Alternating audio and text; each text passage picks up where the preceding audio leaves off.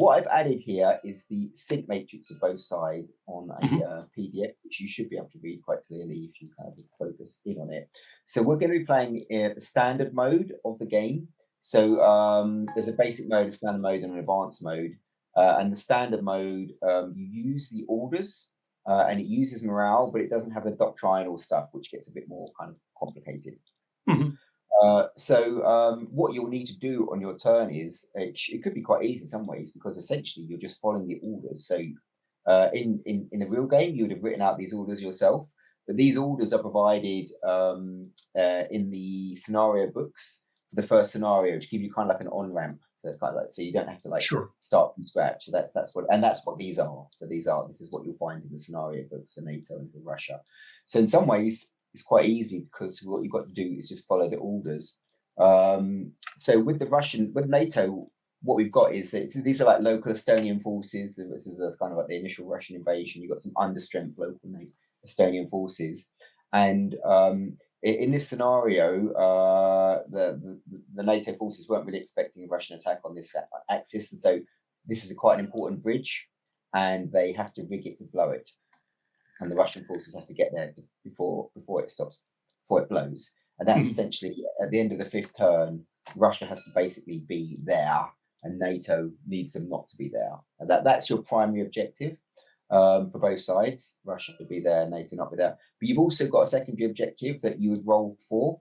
And in this case, for NATO, is to try and evacuate your forces. So you've got your forces which are set up here. You're trying to evacuate them to the north side of the river.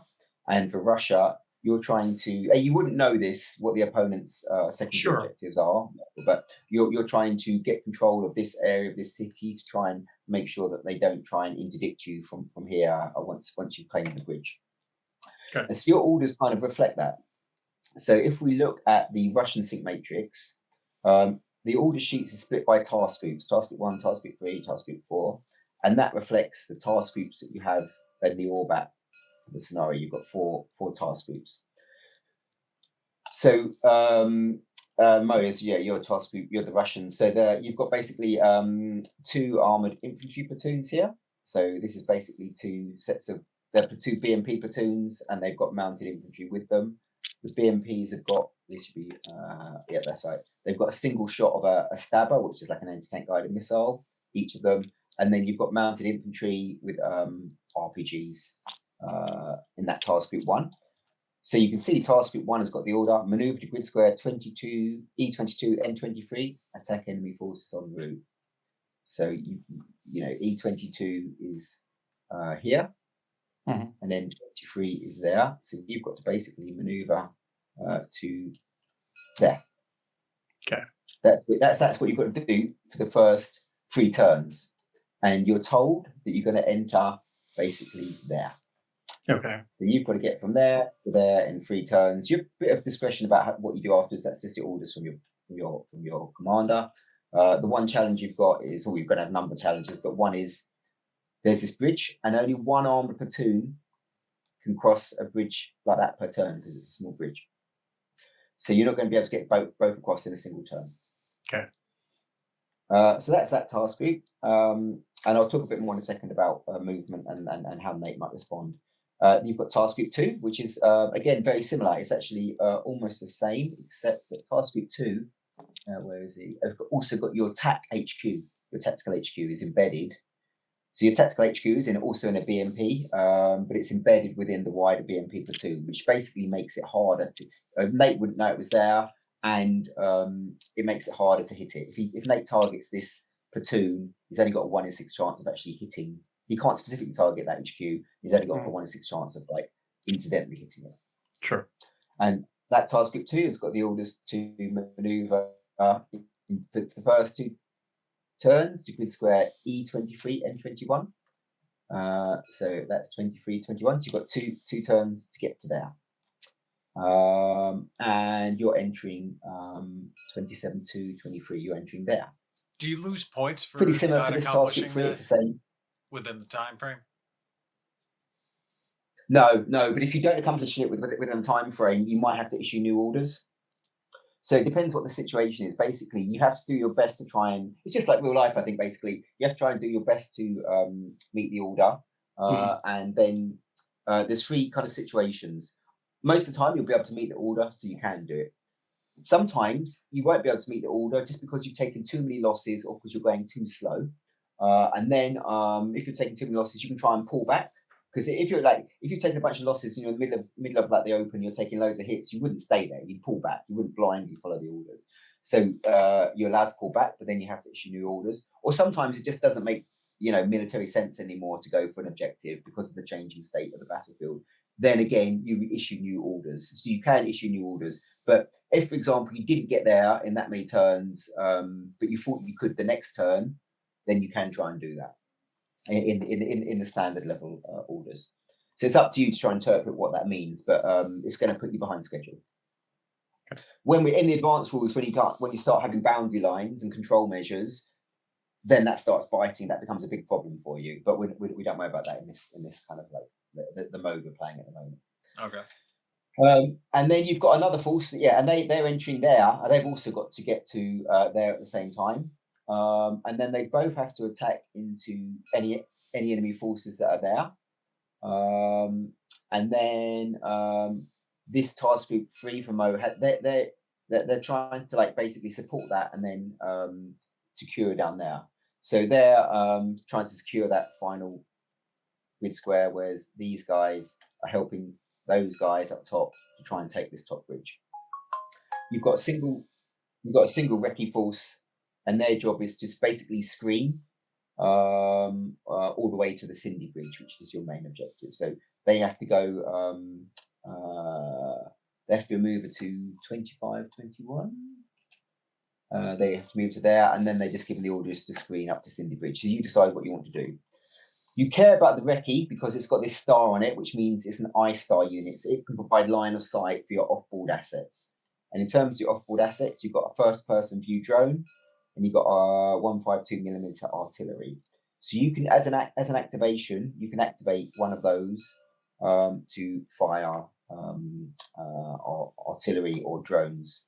Now, in the advanced rules, we look at ammo usage for platoons, but we're not doing the advanced rules, we're doing standard rules. In the standard rules, we don't worry about ammo usage for platoons, but we do track fire missions. So the Russians have got 5 FPV fire missions and 5 152 fire missions. So looking at your fire missions, it's easy. Your 152 has got a fire plan of grid insect E22, N23, which is here. So that means that's your fire plan. You can target in any of those 4. And every time you do that, you can target any NATO unit in there. Every time you do that, that will generate 1 electronic transmission, but otherwise there's no consequence. If you decided you wanted to target outside of there, like there or there, you can, but that's going to generate more electronic transmissions. And we'll see what they do during the game. Okay. So that's that's what you got to do, Mo. And you can look at that a bit more as we're going along. Sure. Onto Nate and NATO. You've got this task group 1. This is kind of like your front line of defense. They've been placed, obviously not knowing where the Russians are going to attack, and the Russian commander could have gone through there, but for the ease of argument, we'll send them going this way. So they've been placed there. They're just 2 single foot platoons, but they are in shell scrapes, so they're kind of like not quite foxholes, but they're quite well embedded within the tree line. These have got a line of sight there, so they should be there. So they've got shell scrapes, and they've both got N-laws. They've also got Overwatch markers, and an Overwatch marker allows you to interrupt the movement of an opponent to say, "Hold on, I'm going to shoot you." They've got N-laws have got a range of 1 kilometer. Now, a kilometer is from 1 grid square to another. So that's basically from there to about there. We don't worry too much about exact details. So it's about there to about there. That's the range of the N-law. You've got task group 2. Task group 1, your first orders for turn 1 and 2 are to disrupt the enemy advance. And then for turn 3, you're going to withdraw to the north of Cindy Bridge, because your secondary objectives is to withdraw. Because the Estonians don't have many forces, they want to keep them alive. And you continue to disrupt the enemy advance where possible. That's your orders for turns 3 to 5. We have task group 2. They are basically back here. They are tasked with disrupting any advance south of the river. That's for turns 1 to 3. You just got to try and disrupt the advance, and then you're just tasked with holding the bridge. These guys have got an N-law and they're embedded. These guys have got a javelin, and a javelin is very powerful. So it's the most powerful weapon in the game, and it's got a range of 3. So you can see with a range of 3, you can get like 1 kilometer, 2 kilometer, 3 kilometer, all the way, for example, up to there with your javelin. Briefly talking about line of sight while we're on a subject of that. If somebody's got a board around it, it's going to be interfering with line of sight and providing cover. If it doesn't, then it's just like terrain that you don't care too much about. So this has got a border. It's a light border. That is light woods. You can shoot through it, but you can have a DRM penalty. This is like, it's got a light border around the urban. This is light urban. Again, you can shoot through it, but there'll be a penalty. You can't shoot through 2 separate pieces of light terrain. This has got dark terrain on it. This is dense woods. You cannot shoot through it. This is a river. This is light woods. It acts like light terrain. You can shoot through it, but it has to. And this is dense woods. Dense urban around here. So Nate, you'll see that you've got guys with Overwatch markers here and a javelin. So you've got, these are very powerful forces. This is the most powerful unit because the javelin will almost always do damage unless you roll terribly. Okay. That's your task force 2, and then you've got task group 3, and task group 3 has got a advance. Again, it's disrupt any advance towards Cindy Bridge, maneuver to north of Cindy Bridge, return 3, and then hold Cindy Bridge. So that's your task group 3. In your task group 3, again, you've got a standard infantry unit with an N-law, but you also have this is the one kind of difference. You've got your HQ, which is embedded inside this platoon of, like, I don't know what the ascendancy is, say AC-10s or something, but some kind of infantry fighting vehicles. So there's a platoon of those, and you've got your TAC HQ embedded in there. They're on an overwatch, and they're just keeping an eye over this bridge. You've got also, Nate, you've got a mortar platoon. You don't have any artillery. You have mortars. They work like artillery. So you see this is a mortar. It's got a fire plan. So your fire plan for turns 1 and 2 is E25 and 22. So this is the blue player trying to guess where they're going to be. So it's basically here. So your fire plan is any one of these 4. That's the first 2 turns. And then it moves a bit to around there, and then it moves to there.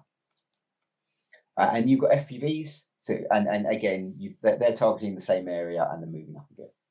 So as with artillery and the Russians, you can shoot outside of those, but there'll be penalties. The other thing to note, you both have this UAS. As an activation, you'll bring it on turn 1. And then you place it anywhere you want. It doesn't have to follow particular orders. It's just like quite a kind of an organic force the HQs have. And they place an insect, and they give you unlimited line of sight to the 4 surrounding grid squares. So even though Russia cannot obviously see this force, they have a UAS there, here, or here. They can see it, and they can call in artillery on it. And that's what the UAS gives you. So it's very powerful. Can you shoot them down? No. And that's because they're very hard to shoot down at the range, and because they're not like FPV drones, they're flying pretty high. So they're like the Erlands. And there's always, like, in reality, this is based on Ukraine, there's always like a few layers of them flying around. So you can't, although we might, if there's an expansion, European NATO forces are now developing kind of like effectively anti-aircraft weapons on tanks or on personnel to shoot them down. I'm sure the Americans are as well. So that might come in. At the moment, if this were an invasion tomorrow, we wouldn't really have an answer against those. And this is basically set. Basically, it's the old ISR. It's high altitude gathering intel. Yeah, basically, yeah. But not as advanced as like the kind of like the top American type stuff that we saw before. But it's good enough. And so you've got these mortars are, let's check, you've got 5 mortar rounds and 4 FPVs. So generally in the game, NATO has less FPVs because, again, it's European NATO, and the basic premise I have is that we're not as good as the Russians at the drones or the EW, as we'll see during the game. So are you clear as well, Nate? That should be clear what you need to try and achieve in the first few turns at least. Yeah, that makes sense. Down over here in the corner where I'm looking, what are these that are right here? Is this the ammo tracking for the mortars and the that is there? Yeah. So don't worry about these ones because in this we're playing in the standard mode. You don't worry about tracking ammo for armored platoons and platoons, but you always worry about tracking it for mortars, FPVs, and artillery. You don't have any artillery, but you will be tracking it for your mortars. Okay, just making sure that I was only keeping track for those two. Okay. Yeah, that's the only thing you want to keep track of. One other thing to be aware of is that it won't really matter obviously to you, Nate, but it probably won't matter to you either. But just Mo, but just so you're aware, there's like a danger close rule. So you can't use artillery within 500 meters of friendly force being there. I don't think it's going to matter in this scenario, but just so you're aware. Okay. Yeah. Okay. So no, each grid square is. That's basically, I think, what we need to know for now. And no, the question I have is the grid squares. What's the size in the grid square? Say that again. What's the size of each grid square? It's 1,000 meters by 1,000. So it's collect. Okay. Yeah, 1,000 by 1,000 meters. Okay. Cool. Yeah, and that's kind of important because let's just talk about movement. It's going to be relevant for you. So in terms of movement, we don't really care by the type of vehicle. We care by whether they're wheeled, tracked, or foot. So you can see that is a tracked vehicle, and all of your guys are going to be coming on tracked vehicles. So what does that mean for movement? Well, let's go down to the player aid and look at the movement table. And this is very kind of different to what you see in most kind of like war games. So depending on the terrain that you're moving across, you have a certain movement allowance. So you can see over open terrain, a tracked vehicle can move 2,000 meters. So if you spend your whole time moving 2,000 meters, you'll start there and you'll end to there. Or whatever, that's just 2,000 meters, which is simple enough. But if you, for example, were to go through this light wood, and that's roughly from there to there's about 500 meters, give or take, we'll go at 500. So you look at, if you're traveling through light wood, you only travel 1,000 meters. That's your maximum distance you can travel through light wood. So what that means is, if you were to start your movement there and go through there, that's 500 meters you traveled through light wood. You can only travel 1,000 meters in total through light wood. So you've used 50% of your movement allowance of the turn. Then you've got, if the rest of your movement was over open terrain, you'd be able to move another 1,000 meters. Okay. Is that clear? Yeah. Yep. Okay. Yeah, because that is a bit different. And again, in the rule book, and my recommendation to you now is when you're doing movement, just say, if you're saying, look, I'm positioning it here for this purpose, then that allows the other player to go, yeah, okay, I understand that. And it avoids quibbles around, is it, sure, do I have line of sight or not? It solves those problems. Okay, so the scenario one is that it's the beginning of the Russian invasion. And as I said, these are local Estonian forces that the NATO forces are representing. And we've talked about what the objectives are. So I think we're ready to begin. If you both one thing before we get started, can you just point out on the counters what the numbers represent very quickly? Yes, yeah, sure. Sorry about that. Yeah, of course. Actually, what I'll do, Nate, is I'll do it on this task group 3 because it's got a few more. Okay, so you have just obviously the NATO icon for the type of unit it is and the unit identification. Then that 3 in a hex. That is its resilience. It's equivalent of steps. So that means it can take 3 hits. And every time it takes a hit, it will flip. And when it goes down to 2, you change the counter out. There's another counter. The T means that it's tracked. The purple, the fact that it's purple, tells you that it can be targeted by purple firepower values. And the fact that the T is golden tells you it can also be targeted by golden firepower values. I'll explain what that means now. So above that, you have the different firepowers that it's got. Green means it's anti-personnel firepower. So if it's targeting a foot unit, for example, this unit you can see. So is a foot unit because it's got an F in green. That means that would be targeted with that 2 value. If, hypothetically speaking, this 3A1 unit did not have a green number at all, it only had the purple and the white, it couldn't target that unit because it doesn't. Because that means it doesn't have any anti-personnel capability. So the numbers across the top are telling you, the green number is telling you what you're using on the combat results table against foot units. The purple number is telling you what you're using against purple tracked units. We don't have them in the game, but main battle tanks in this game have are purely golden. That means they can't be targeted except by golden weapons. So this 3A1 wouldn't actually be able to target a tank, except that you see that it's got an anti-guided missile of a stabber, which is golden. This is just TTS in reality, you'll see it's golden. So that means it could use the ATGM to target the tanks, but otherwise this unit couldn't target tanks because it doesn't have a golden firepower value. Next to that, you have the assault value, which is 6 in this case. But as it starts losing resilience, the assault value goes down. And then next to that, the 5 is the troop quality. And troop quality has an effect on morale, and it has an effect on your ability to, it has DRM effects. So that's the main kind of things you're seeing on there. And then just briefly, in terms of, you have the HQ as well, which is here. The HQ has one other number, which is this yellow number, which is its C2 rating, its command and control rating. And that affects initiative, it affects morale tests, and it affects your ability to do something called a command activation. So in the game, basically, it alternates between initiative player activating or choosing who activates, non-initiative player, non-initiative player, activating backwards and forwards.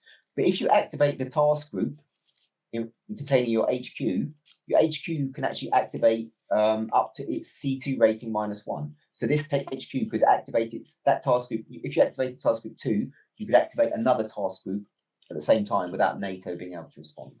That's called a command activation. So that's what that C2 rating does. And I've already explained everything with a red star for Russia or a blue star for NATO is an I-star unit, and that provides you line of sight for mortars, for FPVs, and for artillery. Is that clear? Just one last thing, the like 2B1 there at the bottom. What's that? Yeah, that's just the unit identification number. So that's okay. It's just at the bottom instead of the top. Okay. Yeah. It's just there. So it just identifies like it's 1st platoon, B company, 1st battalion. Okay. Cool. Okay. So with that, are we ready to start? Yeah, I think so. I think I'm good to go. Okay, so in the game, I'll just take you to the sequence of play on the player aid. So on the player aid, when it's circled in red, that means you only use it in standard mode and advanced mode, not basic mode. This is standard mode, so we will use that. So first of all, you do a rally if you're suppressed or disrupted, but no one's suppressed or disrupted, so we can skip that. You can issue new orders. But at the start of the game, assumption is you're happy with your orders that you've given in your SIG matrix, so you don't issue new orders. So then we go on to electronic warfare activity, and this is resolved simultaneously. So the first thing that happens is that you reveal ETX markers. We don't do that at the moment because you haven't drawn any. We'll see what that is next turn. Then you draw EW chits. So you are both going to randomly draw an EW chit. I'll do this for you first turn, and then you can see what that means later on. Now, normally you keep it secret what you've drawn, but for this example, we'll keep it open. So we'll draw 1 EW chip each. That's one for NATO and one for Russia. So Russia, let's look at your one first. So these are all always double-sided. They've got a pink side or a green side. The green side is always beneficial to you in some way. The pink side is always detrimental to your opponent. You can only use one side. Sometimes they'll say hold, in which case you can use them at any point during the turn. Sometimes they'll say immediate, which means you have to play them as soon as you draw them if you wish to play them. So let's see what you've drawn here, Mo. You've got indirect fire action outside of the plan, only generates 1 ETX. If you want to use your artillery outside of your fire plan, normally that would cost you 3 ETX. That's only going to cost you 1. And signal jamming. If your opponent tries to do an indirect fire outside of the fire plan, you can jam it. So you hold on to that and you play it if you wish to. If you don't play it by the end of the turn, you can't hold it between turns. It will go if you don't use it at the end of the turn. Okay. And for Nate, you've got FPV fire boost, so you could signal boost. So you could discard this straight away to gain one extra fire mission on your FPVs. At the moment, you've only got 4 FPVs, so you could get an extra one, or you could hold on to it and you could play it if Mo tries to attack you with his FPVs, and you play it when he does that, and you roll D6, and there's a DRM penalty of that much on Mo's FPV attack. So it's up to you. You've got an immediate decision to make whether you want to gain 1 FPV now or hold on to this to try and disrupt Mo. I'll go ahead and gain 1 FPV, move it up to 5. Cool. Good. Okay, so that will just go back into the bag. Okay, fine. So that's that. And now we're moving on to the initiative phase. You determine initiative by rolling a D6 and applying some modifiers, but in the first turn of this scenario, Russia has the initiative. So we now move into the action round, where each side gets to activate either a task group or a support asset. The support assets, as discussed, are your FPV, artillery, or your UAS. If you activate a task group, you activate all of the force elements within that task group, and they can activate at the same time. So Mo, over to you.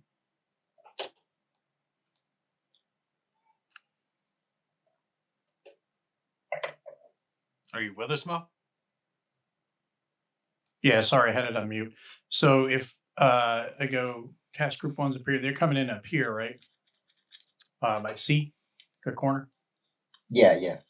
And then task group 2 and 3, Yeah, they're exactly. coming in from the sides. Okay. That's what I want to see. All right. So yeah, so task group 2 is coming in there. Task group 3 is coming in there. Okay. Let's get. And like I say, you can activate these instead. Yeah, I'll get 3. I'll just bring them on board. Okay. Yeah. Oh, that stays with it, right? You move. Yeah, you move that bit. So you move them one at a time. I'll show you it. So you just move one at a time. Oh, okay. Yeah, so all of them move. Sorry, I'll just take over for 1 second. I'll just show how it works. So you move these. They're a stack, so they'll move together as a stack. Okay. So you move those following your orders, and it's important that you do them one at a time because of the ability of the opposing player to interrupt and react and fire against them. Yeah. So that's why we do it one at a time. Okay.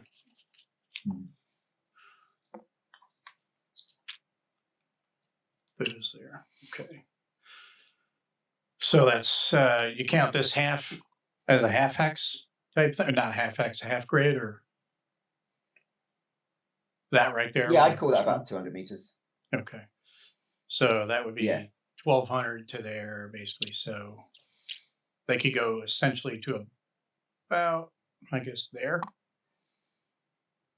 Well, I'd put them just equivalent to where they come on. Yeah, a bit more right further, I'd say. Yeah, further.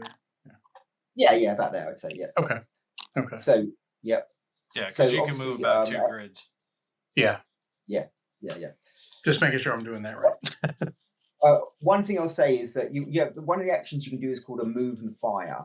So if you want to move and fire, which I don't think you do at the moment, but if you do, you say before your movement where you're moving to and who you're firing at.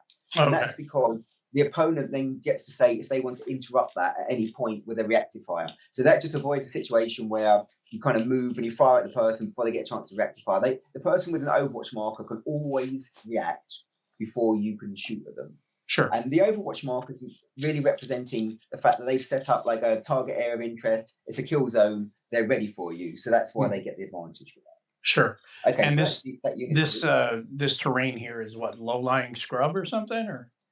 It's just light woods. It's light woods. Okay. So it's basically, you can move through it. So you don't have to use these markers in the game, but they're just useful to keep track of who's activated. And also, if someone does mortar artillery against you, they get a penalty if you have a move marker. So we just put a move marker there just to track that guy's done a move action. Sure. And then you can activate your second guy. Okay. So I know the range you said for the in-law was 1,000 kilometers or one click. Yeah, 1,000 meters. Yeah. One click. What's the range for just the inherent firepower? Yeah. So actually, this is on these counts on the CSS aren't quite up to date. So normally it's 2 kilometers. That's normally what it is. But for foot they've only got 1 kilometer inherent. And then for a it's not on here, but a tank has 3. So light, that should actually just be on. Where are those move markers at? At the Just top. at the top. Oh, okay, there we go. I see it now. Okay, let's just go to player aid.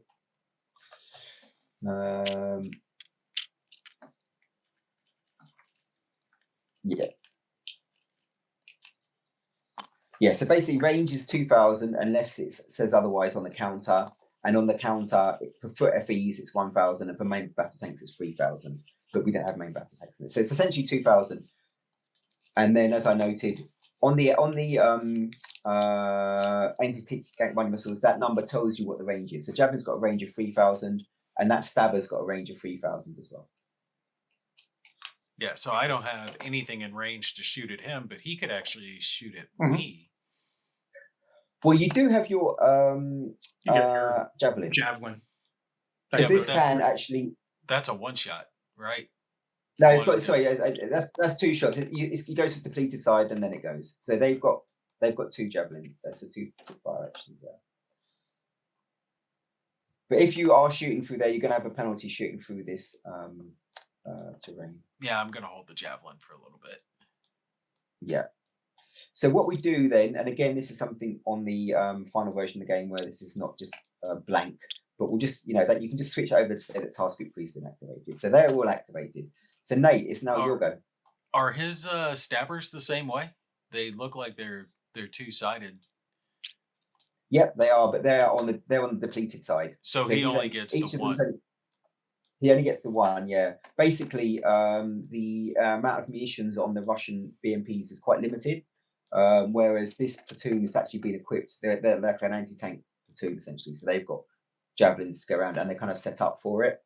But typically, the Russian... the way it works, basically, in the game is that the NATO forces don't actually have anti-tank guided missiles on their armour. They just have it on the foot, whereas the Russians... because that's the way BMPs are more heavily armored, they do actually have anti-tank guided missiles on their armor, but limited to basically 1 shot each. Again, in the advanced rules, you can do a reclendem, which is a resupply, which allows you to get more of those mid-game, but we're not playing with that at the moment. All right. So, where's grid E25 and N22? See, that's 22. 25. Okay, yeah, I could do that. Yeah. Right here. So I could bring in my FPV and pop it there. Can you though? Because you don't have for an FPV. The FPV is essentially off board, and you need a I-star to give line of sight for it. So the FPV doesn't have organic line of sight. It's directed by an I-star unit. So to do that, first of all, your first move should be to bring on your UAS. And then your UAS will give you line of sight. Otherwise, the only other force that's got I-star line of sight is your TAC HQ here. But it can't draw line of sight because it can't draw through this terrain. Okay, so none of these units over here can spot for it. No, they're completely separate units. Yeah. Is that 2 separate activations? Like the UAS is 1 activation, and the next turn next activation would be the FPV? Exactly.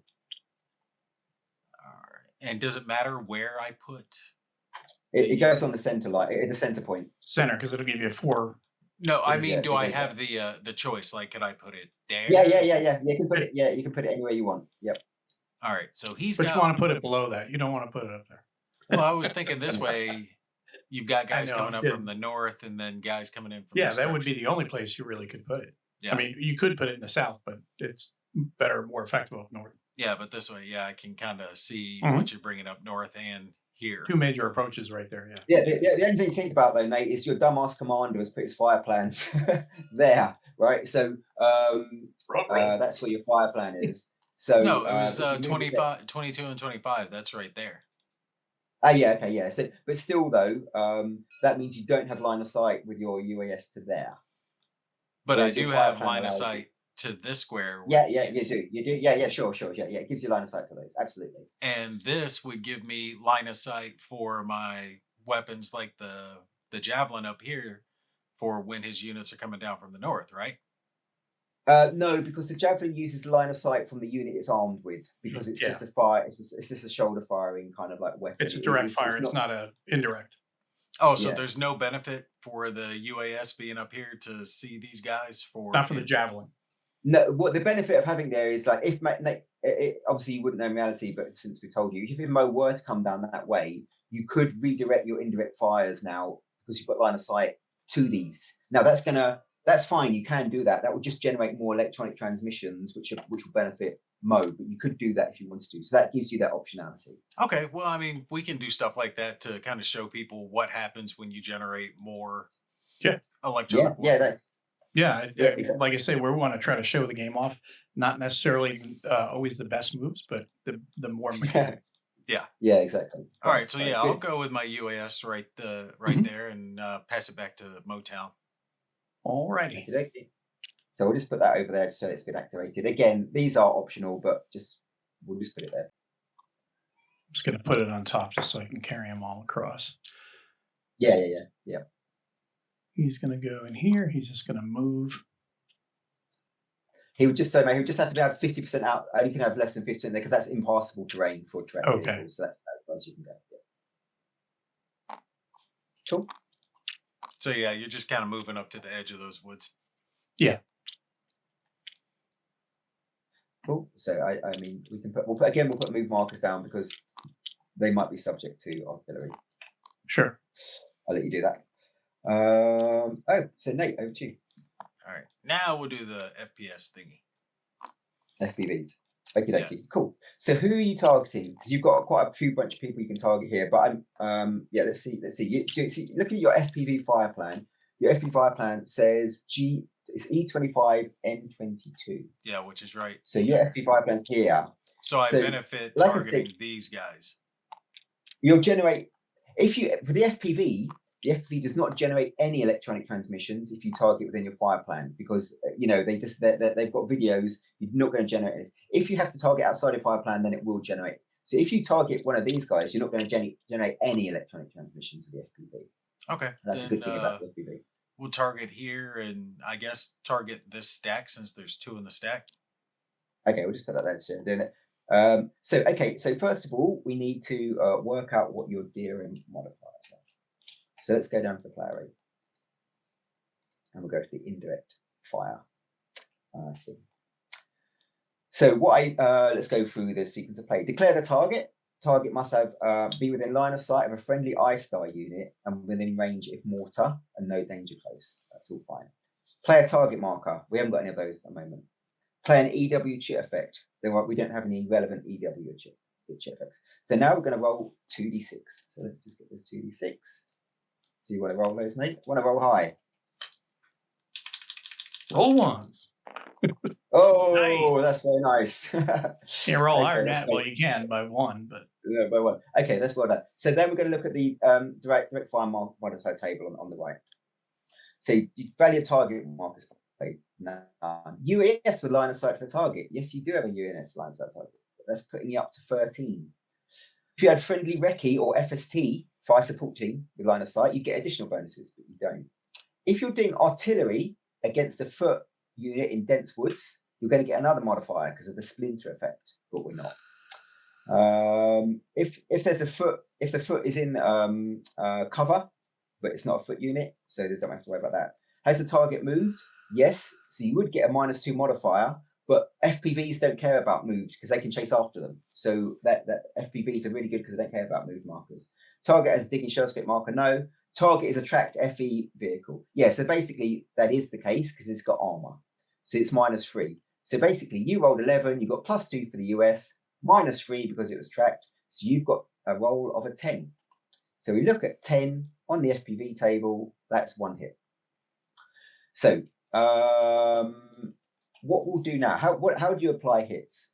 Well, first of all, because you check if there's anyone embedded. There's no one embedded. Like if you had the HQ or recce embedded within that unit, you'd roll a d6 on a 1. It would hit that embedded unit rather than the armor platoon. But that doesn't matter. So we know that this guy is taking a hit, but also we roll a d6 to see if the mounted units inside also take hits from splinters and concussions and so on and so forth. Okay. So you roll another d6, Nate, on a 4, 5, or 6. That's a hit for those guys. No. Nope. Okay. So it's just these guys that take a hit. So what we'll do is we'll move that out. That's that one. And we'll replace it with the 3A1 there. So that is now on its. Oh, sorry, I shouldn't have taken that out. It flips to its 2 side. That's my mistake. Sorry, it just flips. So that goes to there. So it's now on its 2 side.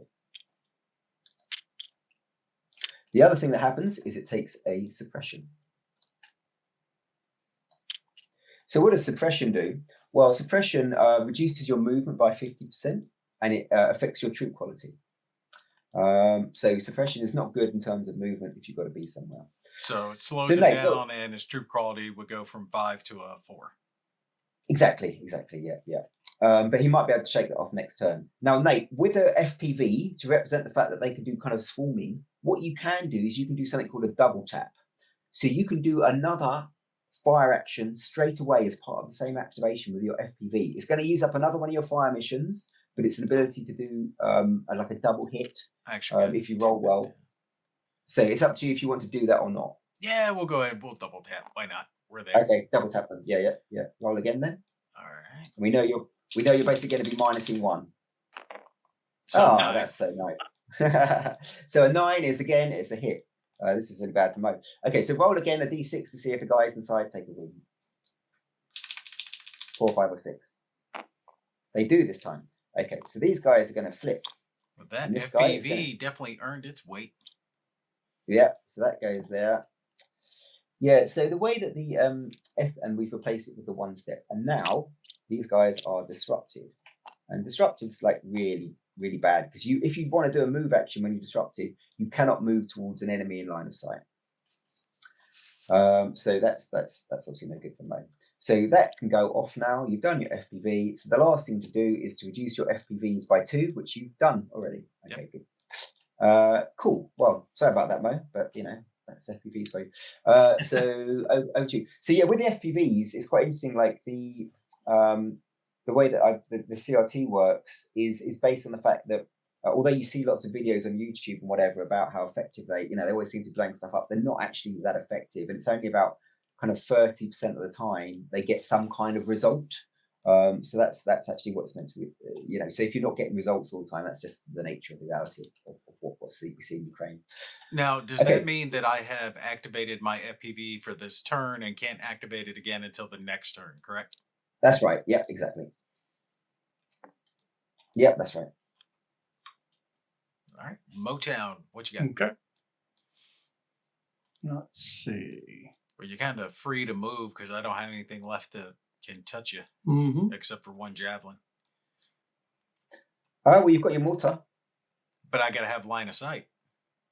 Yeah, but your UAS gives you line of sight. UAS gives you the line of sight.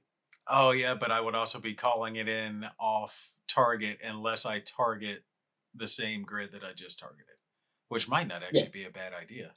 Mm-hmm. FPV mortars and artillery can also use smoke. We don't need to worry too much about them, but just know that you can do smoke, and it blocks line of sight and gives you advantages in an assault. Okay, zero attention to. So you can't cause you. You could move down there because there's a bridge, but otherwise you can't. Can't move to where? Well, this is a river. Yeah. You could cross that bridge. Yeah. Okay. That's what the blue is, the bridge? Yeah, the blue diamond is a bridge. Okay. So I cross down into here. So you're moving over road. And so just look, that's a minor road. They got to move over road. So a minor road, you can move 2,000 meters, except if you're passing through dense wood. Okay. And you are. So you can only move 1,000 meters if you're passing through dense wood. So if you go that way, you're not going to be able to get very far, but that might be fine. You could probably get to about there. Unless I went along the road and stayed on. Is that a river or a road? No, that's the river. Yeah, you could go. You That's could the keep river, across the okay. top. You can just keep across the open. Open allows you to do 2,000 meters. Yeah. But the next place he would have a bridge is down over here. Yeah. Yep. Which is fine because I screwed up on my first activation. But yeah, I'll move him, I guess, down in here. Well, actually, if you go across the top, you stay out of the line of sight of that UAV. Mm-hmm. Yeah, I mean, as long as I stay in these grids, I'm good. But I made a mistake because what I should have done was I should have activated Task Group 4 first.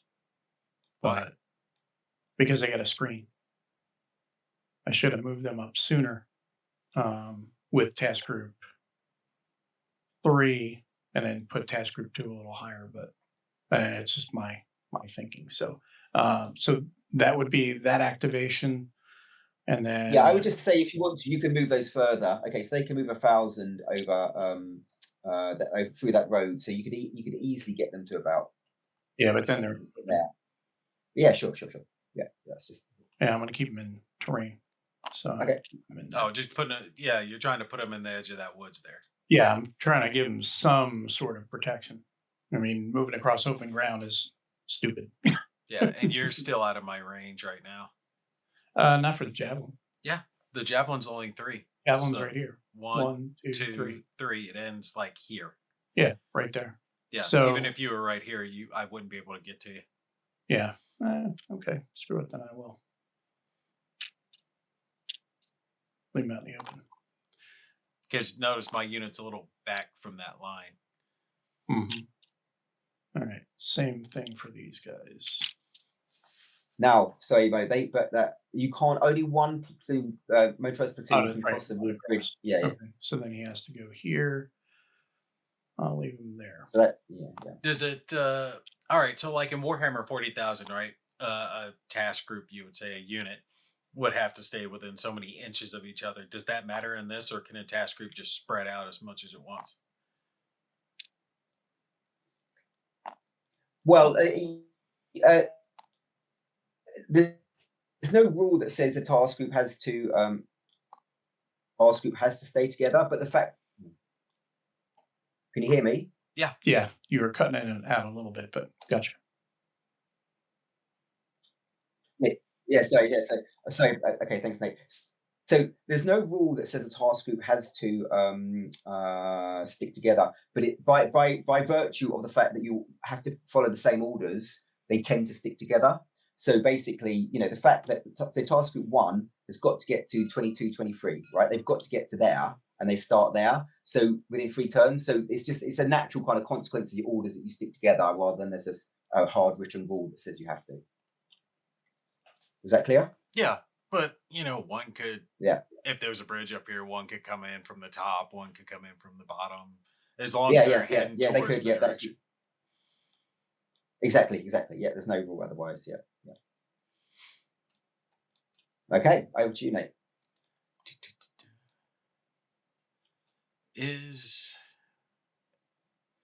So my 4 deployed units, do they have to remain there? Let's see. Well, the it just depends what you're. Yeah, they don't have to. So no, they don't have to. If you move, you're going to lose the shell scrape marker. But I can redig that in, though, right? Yeah. So it takes an action, and you redig in. You start on digging, and then it takes another action, so another turn to put you onto shell scrapes. Okay, so if I were to fall back to this tree line, I would lose the shell scrapes. The next turn, I would start digging, and then the turn after that, the digging would become scrapes. Exactly. You'd also lose your Overwatch marker. Is that another turn, another activation? Yeah, an actor. It's basically Overwatch is an action. So I lose a lot. It's basically you lose a lot because basically what you're doing is with the Overwatch you're setting up your kill zone, so that takes some time to do. Instead of digging holes. Yeah, I'll probably just leave them there. I don't really. No, wait. Yeah, I can do an activation. I can activate Task Group 4 and try the mortars. But just one thing you can do, you can just basically activate this unit by going, okay, they're activated. I give them Overwatch orders again, and that's it. and then it goes back to Mo. And part of this game is a bit of like a cat and mouse of like waiting for the right time to activate. That's the kind of like a ludic aspect of it. So you don't have to do everything at once. You wait to see what the opponent does by giving activations to units that aren't important. So you could just do that. You could say I've activated those. But I can go ahead and just do the mortars, Yes, you try could. to finish off Yeah. those disrupted guys. Yeah, sure. And from looking at it, I think I would have a worse modifier because you said the target tracked FE type, so that'd be -3. But I would also now actually incur that -2 since it's not FPV. Exactly. But on the other hand, if you look at the mortar's hitting on a 6 as opposed to an 8. So that will basically almost even it out. Okay. So instead of a -1, I would have a -3 Yes. on the target. Yeah. So mortars are better at the start of the turn once there isn't a move marker there. Well, might as well fire them. I mean, there's no reason not to fire them. Well, no, that will generate one. The only reason is it will generate 1 ETX, but that's okay. You're going to have to generate some ETX anyway in the game. It can't be avoided. So, All right. Yep. Well, what? I'm accidentally moving that a little bit. Okay. Yeah, we'll try it. Just try some mortars. Fire for effect. Same one. Target. Yep. Should be a -3 total modifier. Oh, I'm telling you, whenever we play a digital game, the dice gods will always rule in my favor against Mo, and I don't know why it does that. Well, it's good. This is the point of this, is to give examples, and we're getting to see all of it. Because otherwise, if you miss it, it's not really a good indicator of how things work. It's better when units die. I start to feel bad about it. I don't care. That's why the point of the videos is to show things off. I mean, we want to make sure people are seeing the mechanics, and the only way to do that is to get hits. Well, that actually destroys the transport because that's the third hit on the transport, and I still roll again against the infantry that are inside if the transport's destroyed. Yeah, exactly. Yeah. Is it the same results even if the transport's destroyed? Well, it's part of what you're rolling for is what's the effect of before the transport's destroyed. So yeah, it's the same. It's the same on a 4, 5, or 6. Okay. And miss. So, no. But now what happens is if you take a hit when you're disrupted, you have to immediately do a rally test, and if you fail, you're effectively broken. So what you're trying to do is roll, and this will be Mo rolling. You're trying to roll equal to or less than your troop quality. So your troop quality is 4. Well, that's not going to matter. The transport itself is destroyed. It's only his infantry that are remaining. Yeah, the infantry. Yeah. So I'm talking about so that's gone. So the infantry, you're actually they're 2.5. So basically, but you're -2 because you're disrupted. So you need to roll a 3 or less. Otherwise, they're going to lose those guys. Wait, where's his HQ? Does that give him a benefit? If it's within 250 meters, but it's not. In his HQ in this stack right here? No, it's up here. Oh, I was going to say, I thought his HQ was here, so it should have been a benefit. No. Well, he passed anyway. He passed anyway, yes. Yeah, so basically that's fine. So what happens is, so they're still on the board. So in a stack, everything has got the same suppression or disruption. So they've got disruption. So when these guys are eliminated, Mo, you optionally have an option to, and that goes to reposition up to 250 meters. So these guys can reposition somewhere up to 250 meters. Okay. 250 meters is going to get me a little more forward. It's not going to get me into the woods, though. Be close. It'll get you onto the line. No, not quite. Yeah. Cool. So that uses up one of your fire missions, Nate. And now what happens is, because whenever you fire a mortar, even inside the fire mission, it generates ETX. That's going to generate 1 ETX. So what we'll do is Mo will draw this and he'll put it there. And we'll look at what happens a bit later on. Okay. With that one. Yeah, I forgot that the mortars have limited ammo. I was thinking of tactical games where mortars aren't limited. Yeah, they have limited. I mean, it worked, so it was worth a shot. Yeah. Oh yeah. I mean, and also, to be honest, the way it's done is that in this scenario, you've got 5 ammo, and you can only fire once per turn, so you're not going to run out of ammo. But in some scenarios, it's a bit different. Right, Mo, over to you. All right. So let's see. Well, everybody has moved. Excuse me. You've got your recce. Oh, that's right. Test group 4. Yeah, bring the recce in. Recon. I need something else to shoot at. Well, the only where they can go is out into open ground. So Cool. Yep. So over to you, Nate. I don't think there's anything I can do. I've got overwatches on everyone. Yeah. No one So you else just has basically got- range. I don't think I want to fire the shot with the javelin yet. And yeah, I don't have range on that. And this woods over here blocks the javelin's line of sight from those units. Correct. Yeah. And I Yep, could so that's fire fine. down here, but that's infantry. I don't want to do that. So yeah, I'll pass or So that's fine. You can just put an activated on it. That's that whole task group's activated, and they're basically given the same orders, Overwatch orders. So back to you, Mo. okay. So now, if everybody's moved, can't move again, or we have to wait for the next turn. No, next turn now. Yeah. you've got indirect. You've got FPV and Mhm. indirect fire as well. Yeah. UAS. How many UAS do I get? 1 or 2? 1. Just 1. All right. Yeah. In this scenario, in later scenarios. Yeah. Okay. Person detected near your door. Sorry. Someone's at your door. Okay. Okay. Again, Nate, you'll probably be passing. So it's back to Mo again. Yeah, I'll pass the I guess group 3. Okay. Cool. Hold on to group 1 just in case. Indeed. Okay. So let's see. FPV. I guess we'll try to take out his javelin. It's the greatest reach. Yep. So that's within your FPC's fire plan 22-23. So that's within your fire plan. So does your recce? Mo, give me 30 seconds. I got to make Sure. sure the door's locked after she left. Yeah. Okay. So go ahead. What were you saying? Well, I was going to say you can target the those, and you've actually your recce has got a rate. The recce's have got a line of sight of 4 kilometers. They've got like organic drone capabilities. So actually, your recce there can also give you line of sight because that's okay. So that's they it. both be able to do it. And they're both up to, so you get an extra one. Okay. Except you get an extra modifier with that. Okay. Cool. We'll wait for Nate to get back. But I like, I don't mind.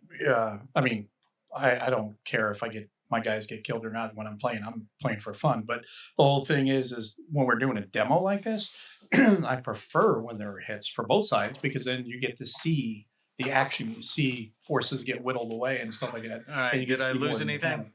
No, we didn't do anything. We were just waiting for you. And he was just explaining that with the recce unit, I actually have LOS to your javelin anyway. With that unit alone. So No, not the javelin. Well, on the plus side, the javelin is got the javelin has been shell scrapes, so you are going to get a benefit from that. Okay, so let's go through the modifiers. Well, we know that you're going to get +2 from the UAS, and you've got a recce with line of sight down there because the recce's got unlike. Which one is it? +1 or +3? So you get +1 for the recce and +2 for the UAS. They're cumulative. So he's got +3. Oh, I see it. It's FST with line of sight to the target. Something else. Yeah. Okay. The FST is another unit called a fire support team. But so FST or recce, you don't get both. It's either or, but recce supplements to UAS. So yeah, you're getting +3 for the recce and the UAS, but -2 for the shell scope. So you're getting +1 on your roll. Yeah, so the UAS actually gets pretty much negated with the shell scrape, which is kind of balances out, and it's better to have the recce for that. So here's a question. Would it be beneficial? Now I'm not doing this, but I'm just asking. So if I have a situation like this on my activation, I don't want to do something. Would it be beneficial to move a unit just a tiny amount just to get the moved marker? That's there's a rule which, because people try and do That's that, which isn't gaming kind of the realistic. system at that That's point. good. Well, No, yeah. that is gaming, but no, there's a rule that stops you doing that. So basically, if you move, you have to move at least 250 meters.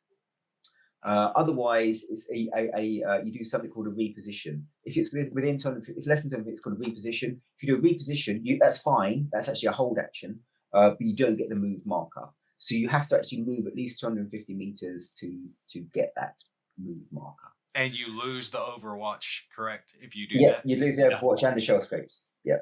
Okay. Yeah. Then. Whereas if you do a hold action, you can move a little bit, and you'd keep the Overwatch action is essentially, this is a bit more into the rules, but the Overwatch action is essentially a variant of a hold action. So you could do an Overwatch and move to within 250 meters and keep the Overwatch. But there's no way to have shell scrapes and a moved marker working in your favor at the same time. No, absolutely not. No, because these aren't prepared positions. That was the other question I was going to have is, do you have prepared positions in this game at all where you're like in your primary and you go to your fallback? As in, do you have prepared shell script? No, you don't. No, that's not. It's not something I've got. But that's a fair point, and it's totally fine if you want to add that as a house rule, because I would just add an extra shell script mark you could fall back. Yeah, I was just curious if that was something that was already in the game, because you could have a primary and secondary. So like maybe with you said there's no armor in like tanks and stuff like that, because that would be like one of the things that you do with tanks. You stand there, you fire off 1 or 2 rounds, and then boom, go to your secondary. Yeah, have like right. a line of shell scrapes that you could fall back to. Yeah, I mean usually it's like 2, maybe 3 maximum, but no, that's a fair thing. You could actually do that. Yeah, that isn't in this in the game, but you can easily add that. Yeah, but I mean you don't have armor anyway, so that would be more for armor than for. I mean it's kind of open. You could use it for mechanized as well, but it's really more for armor because they have lesser range and missiles. So you want to hit and then or fire off 1 or 2 rounds.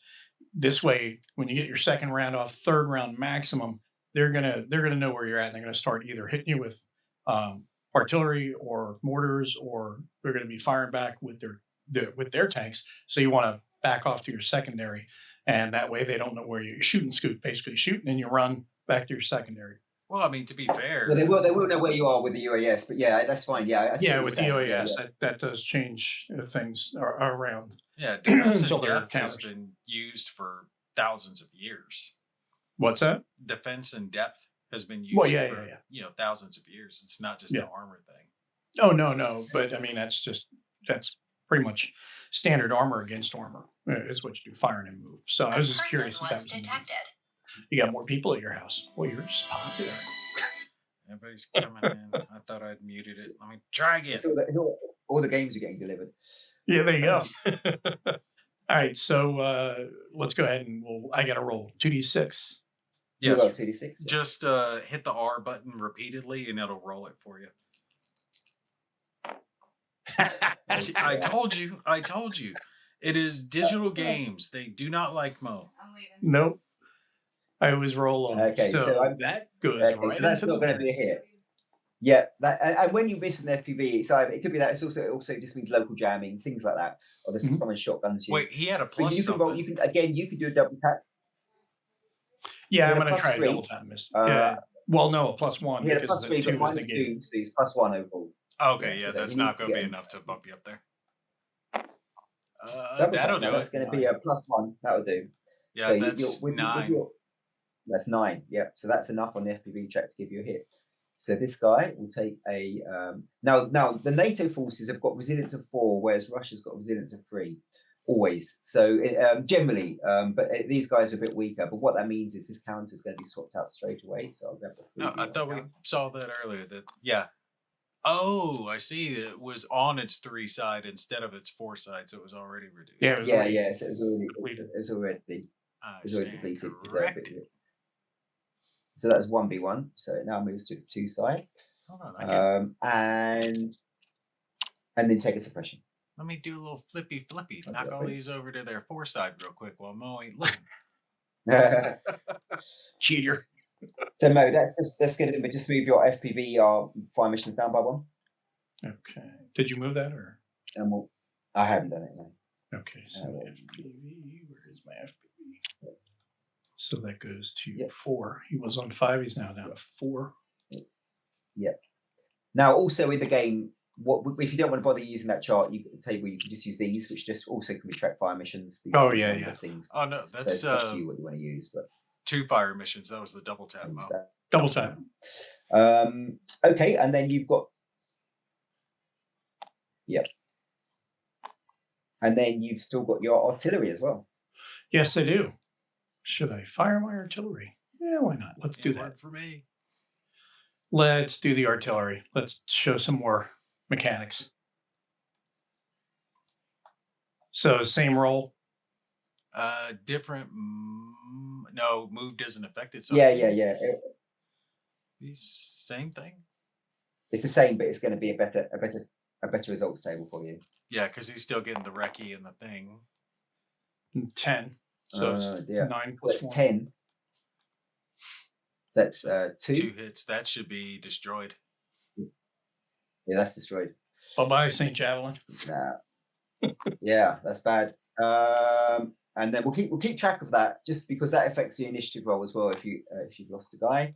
The other thing is that wasn't the case here, but anything within a certain distance, 500 meters, which wasn't the case here, will also take a suppression. Flash. Oh, okay. Suppression. Suppression if it's within 500 meters of the artillery. Is it 500 or 250? I can't remember. Anyway, it doesn't matter at the moment because neither of them were. But automatic suppression within anything within 250 meters is automatic suppressed. But that wasn't. Now, have you considered with the map? This is just an aside, really. But have you considered with that having some sort of either a grid overlay or something, because you just know there are people that are going to argue that's not 500 meters. when they're splitting hairs on the distance for suppression. Well, I hope. So basically, like if you do need that, there's this counter. Okay, cool. Yeah, nice. Help.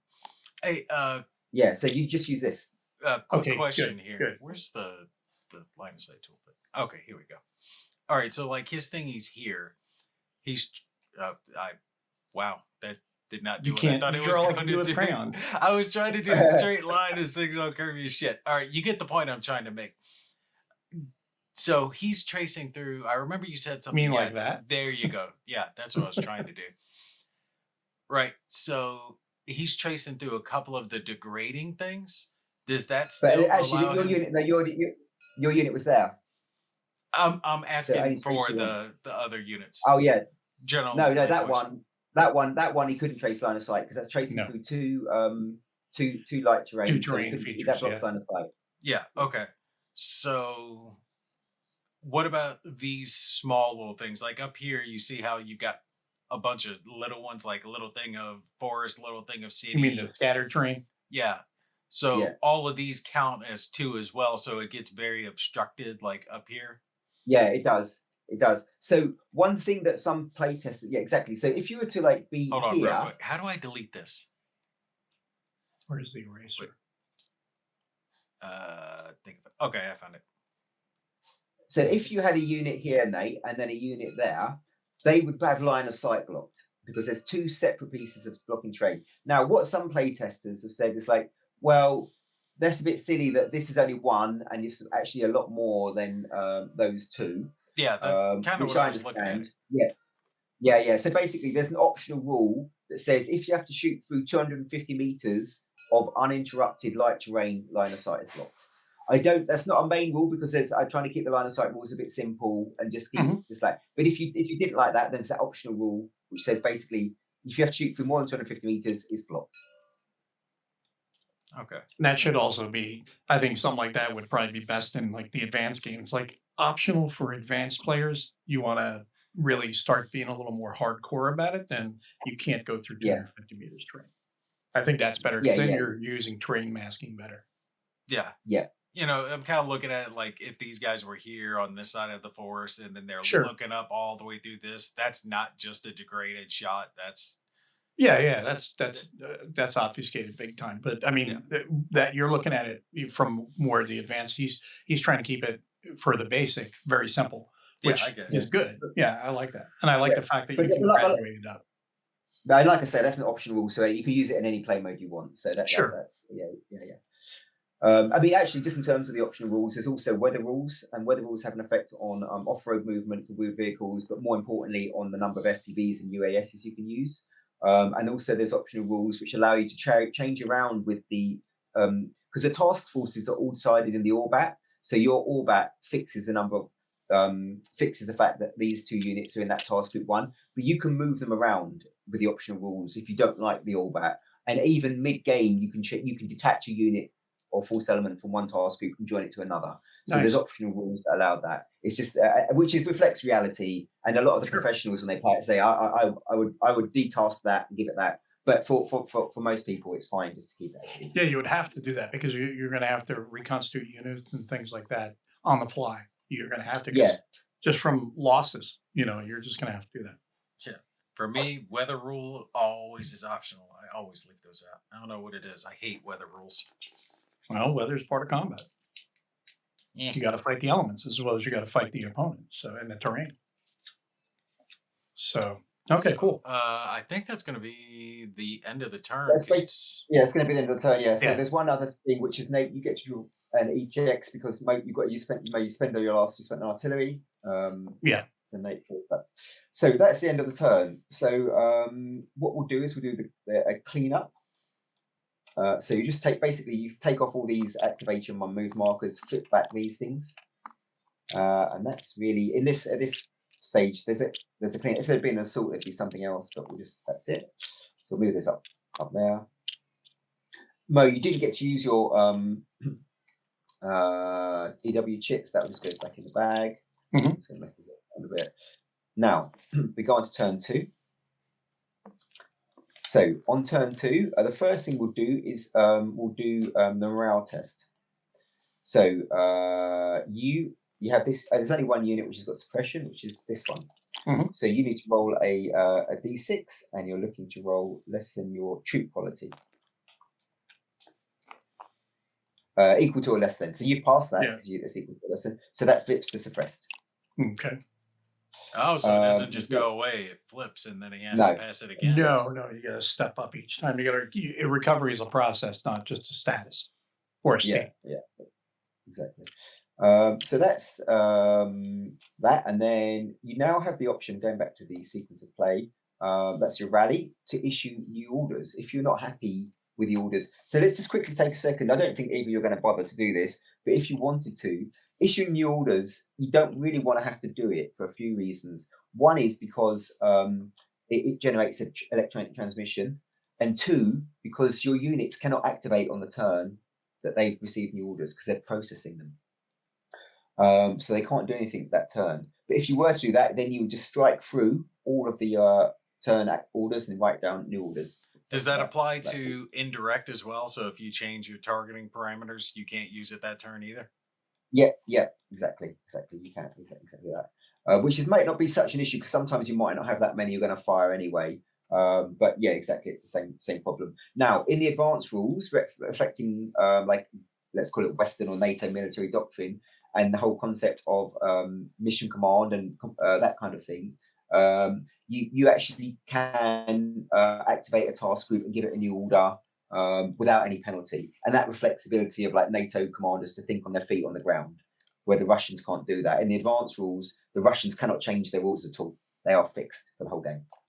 Quick question: the UAVs, UASs, do they stay or do they come off? They stay, and you can move them again next turn at any number of distance. Okay. Amount of distance. But if we want, we can just leave them right where they're at. Yeah, they stay on station. Yeah, and you can give them an activation as a hold, and to do nothing, and that can be one of your activations. Okay, that's that. So now we're going to move on to the EW activity. So now what we both do is you both flip the transmission that you generated to see what you've got. One. Mo, if you press, you're 0. Okay. So basically, the Russians intercepted something, but they couldn't make anything of it, so that counts as a 0. But you could it's between 0, 1, and 2. The majority of them are or 1. So what you now get, Nate, is you get this 1 marker, and these go back into the bag. And in certain situations, you might be revealing about 4 or 5 of these, depending on what's been going on. But in this situation, you've just generated 1. So what do these ETX markers do? Well, in these standard rules, what you can do is when you do an indirect fire or even a direct fire. I'm sorry, I remember because I changed the rules for the advanced supplement. I think it's also direct fire. Yeah, so you can play when you're firing at something either directly or indirectly. You can just throw this into it, and that'll give you +1 DRM. Sweet. And what that reflects is that's basically you've picked up transmissions, and it's helping you to locate the source of transmissions and target it.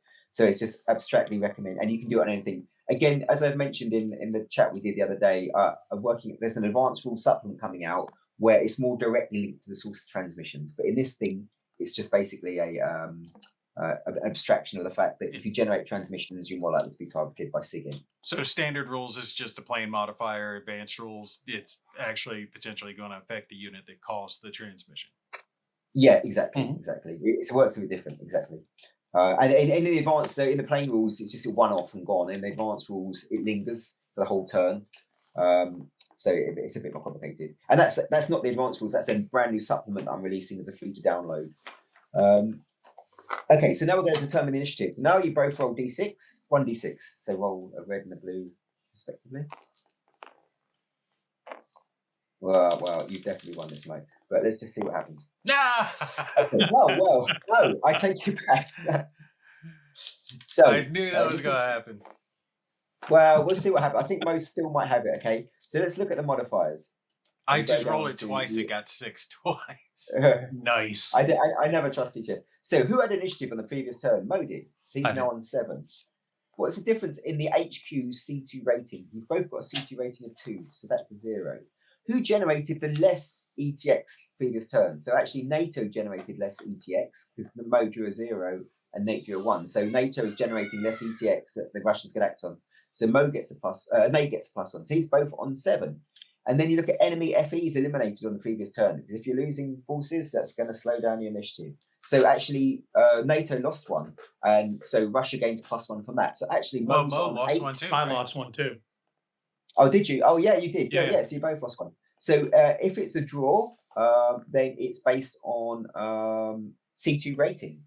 And you both have the same C2 rating. So then you roll again.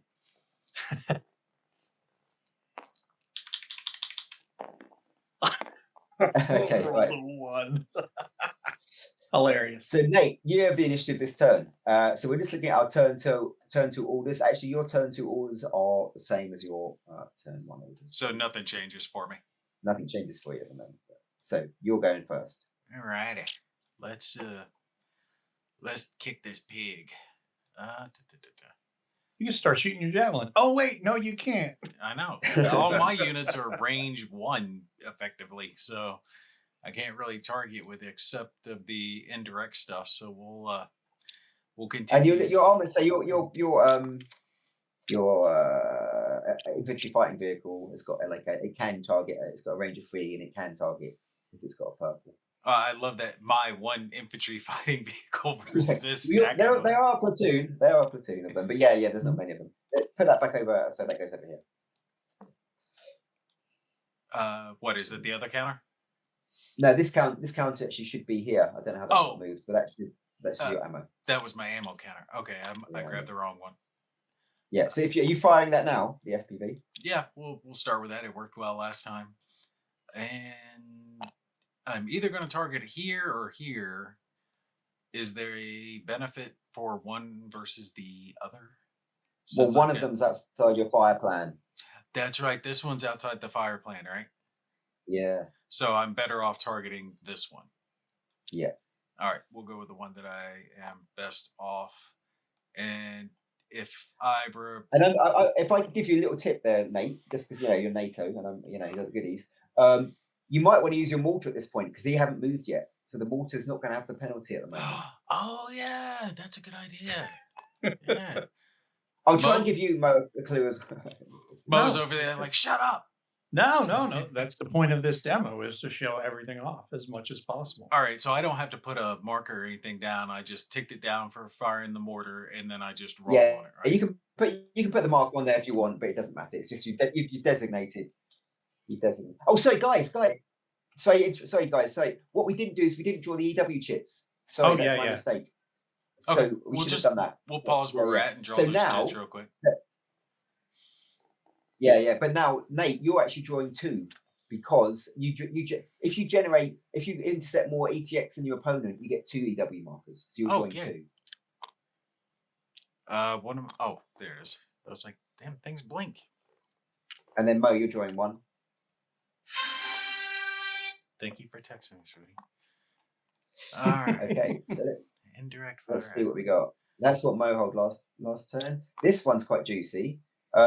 This has actually changed a bit. I haven't updated the counter. So if you look at the reverse of it, this allows you to block an enemy UAS for line of sight. So you basically jam the enemy UAS from not seeing you. But to that's roll a fortress. Roll. Okay. Yeah, so half 50. Or this has changed a bit. So ignore the text on there.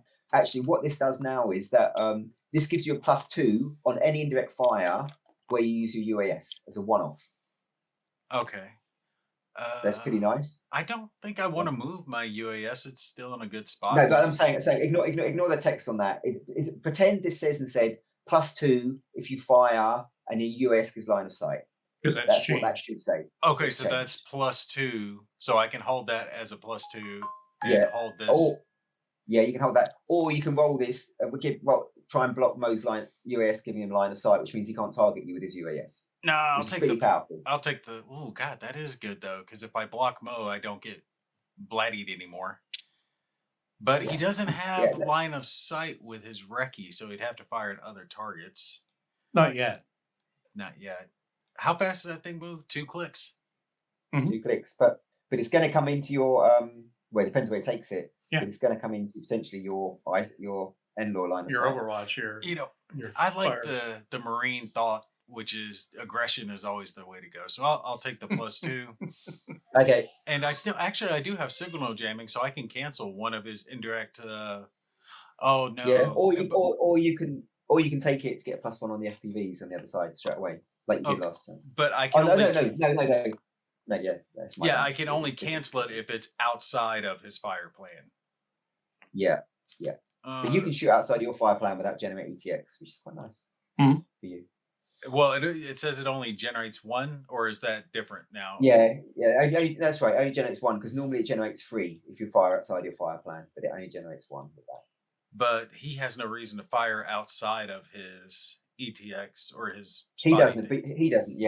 But you might. So you can just hold on to it anyway. You don't have to decide now. You don't have to decide straight for each of these EW chits where it's a hold. You don't have to decide which one you want to use until you use it. So you could use that side or that side whenever you want in the turn. Okay, well, I'll hold that one, but I'm probably going to use that +2. Yeah, well, you use it when you're firing it, so you don't use it straight away. You can just basically hold both of those for now. Actually, I'll hold it for the FPV because that's harder to hit with. So I'll use that on the FPV later. And for the FPV, it counts for the double tap. So you could use it for a double tap both times. Oh, yay! Mo's like, shut up, stop helping. But Mo's got a really good one as well because this allows you to activate and then do another action. And normally you can do a command activation with the HQ to activate 2 different task groups, but that generates an ETX, and you can't activate separately a support asset. Whereas this one allows you to activate a task group and then do another task group with a support asset without generating any ETX. So that's a pretty powerful one as well, situational. Okay. All right. Well, I'll stick with my initial plan. You're just doing your mortar. Yeah, the mortars. I'm firing at this little stack right here, and there's no move marker. I've got the line of sight, so I get the +2. Yeah, but he's getting still that -3 for the tracked FE type, right? Yeah. Don't also remember you've also got this target marker you can use if you wish. Okay, so that gives me a +1, and that other marker gives me a +2. Yeah, and you can combine them if you want. Yeah. I'll leave the +2 for the one for the FPV, and I'll add this +1 to the mortars. Yep. All right. So basically, you're getting +3, and then -3 for his armor. So it's a actually, straight yeah. roll. So I'll just cancel this to cancel it. So it's just gonna be a straight roll. Straight roll, exactly. Yeah. And then just Still going to roll a 12. Ain't going to matter. Yeah. Nope, not this Oh, time. 6. Well, a 6 on a mortar is still a hit. 1. It's 1. Okay. And so now I that's still good. have to roll the If you had that 1d6 for his +3, inside though, it would have units. been a 9. Yeah. 9 would have been what? 2 hits? So roll to see if you harm the person inside it as well. Now it gets a 6. Yeah. There it is. So they are flipped as well, and you take a suppression. And I already ticked my ammo down, so I'm good. Yeah, but Mo, you get an E-check from that. Yeah. Okay. So that's your mortar activated, and then you spent So, the I already spent the ammo. So the only good. person who gets the extra marker thing, the EW chits, is the person who generates the least during the turn. Yep. In the base rules, in the advanced rules, because Russia's better than NATO at EW, Russia gets to draw 2 chits, keep 1, and put 1 back, and then you go through the normal process. So they basically get a bit more EW control.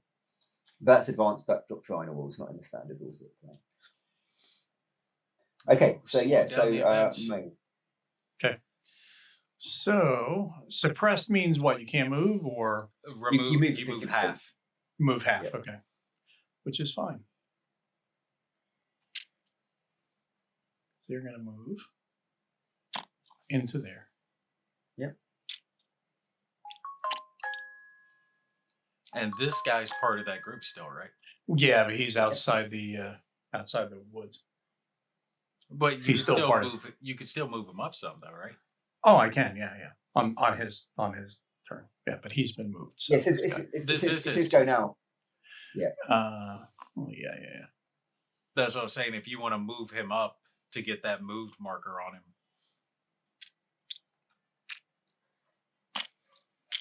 Cool.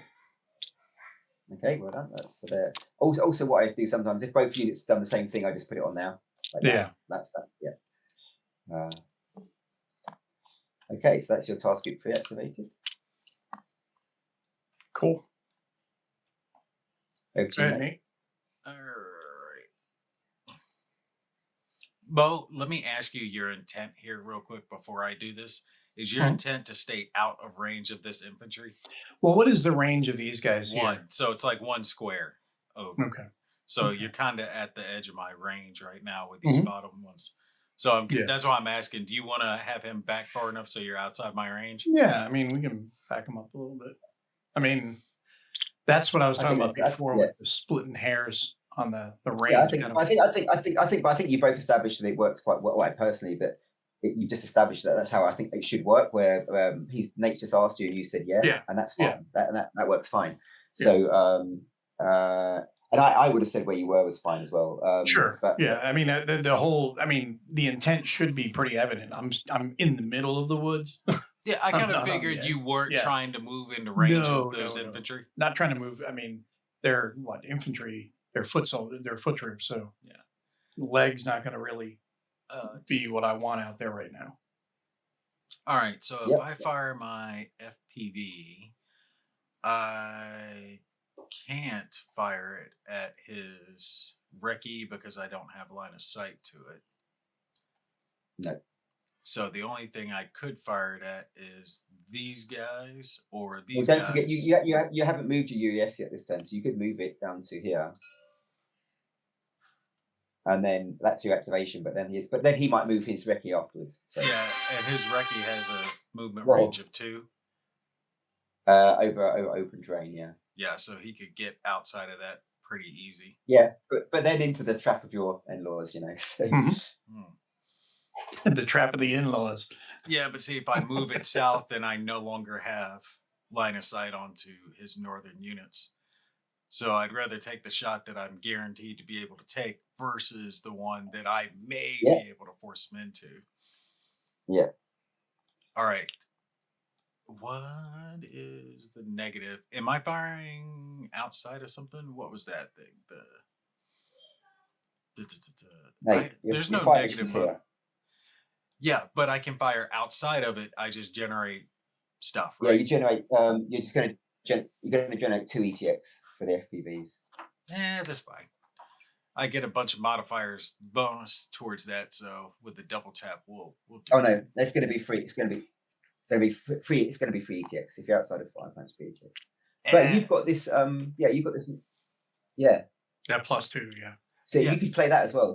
Yeah. So that's only going. It's just going to generate 1 ETX now. Yeah, so if I do that, he So only Mo gets will the take another 1 ETX. ETX, and I'm getting the Yeah, instead of +2 Yeah. on both double taps. Don't worry, my ETXs are On probably double. zeros. One of these has 3, right? Can I pick the one that has a stack of 3? You could, yeah, you can pick the one stack for. You can't check what's inside it, and it doesn't matter if this one's an HQ, but in other games it could be like because there's lots of other units we're not seeing here. So there's you could have a recce embedded, you could have an anti-tank unit, and there's different things. But yeah, you could see that there's 3 in there. You just don't know what it is, but you can pick that one because you see that there's 3 in there. Yeah. And let me ask you a quick question. At the end of the turn, can you reshuffle units? Not at the end of the turn, but as part of your actions, you can move a unit out of it. You can unembed a unit and then lately put it into another stack in a separate one in a separate turn. So and it's the same with foot units. You can dismount them and remount them later on and stuff. Yeah, you can do that. Okay. So this still counts as that tracked FE crap, right? Yeah, afraid so. So my ultimate modifier, since with FB last time I was getting a -1, with the +2, I'm going to be +1 on both these shots then, right? Yeah, +1. If you're going to do double tap, you get +1 on both. Yeah. Yep. I already took down the ammo for the double tap, so we'll just roll for the first one. 12. I told you, man, digital games freaking love me. 2 hits. Okay, so basically at this point, Mo can reveal that it's TAC HQ set. So what you do now, because you've got 2 hits, you first of all roll 2d6 again, and if you roll a 1 on either of them, that hits actually on the HQ rather than the roll this 2d6 and 8, because you've got 2 hits. No, roll 2 Well, ones. maybe not. Depends who you want to hit. No. Okay, so now it's hit the arm. It's hit the BMPs instead. So now you're rolling 2d6 again to see if those 2 hits go onto the troops inside it as well. Does it matter which one applies to which? Do we need to say like Red's HQ? No. We've already rolled for the HQ. The 2 you just rolled now, they would see if it hit the HQ. Since neither hit the HQ, now you hit the armored personnel carriers. So now you're rolling to see if they're guys inside. So it's 2 chances to hit the guys inside. I got you. Exactly, because you have 2 hits. No, missed both those. Okay, so these guys go to a 1. They are. What's your 2v1? Don't worry, I still got one more shot coming though. Yeah, your rolling has been very impressive. It's digital games, man. It did it last time we played Modern Warfare. All rolls I got were like 10, 11, and 12. Yeah, nice. That's why it's good when we do these demos, because he always rolls so well. We see a lot of death and destruction, and we get to see a lot more mechanics in play. Yeah. All right, second shot. 9. That comes out to a that's 10. going to be 1. Yeah. Yep. Another 1. So Okay. that finishes So off so roll again. Not necessarily, because if you roll a 1, it hasn't hit the thing; it's hit the HQ instead. Oh, so I got you. Okay. You have to roll for that. Press an R, I think. R. Yeah, I think you're gonna press that's R. what I was hitting. It did this weird thing. It jerked up and then it jerked back down. No. Okay. So roll again. That's better. Yeah, that's it. Oh, so that was it. Yeah, so it's just the vehicle So and that was on the HQ. Okay. No, So that no. hits the The HQ first instead. roll was for a miss for the HQ. But that does still put it on. Oh, okay. All right, fine. So it's just the vehicle and nothing else. Yeah. So that now flips to disrupted. Now, you have to roll to see if the unit is broken. So you take the HQ's got 5. You're down to 3, but because it's got a C2 of 2, it's up to 5 again. So he's only gonna break if Mo rolls now. If he only fails on a 6, otherwise he doesn't fail. No.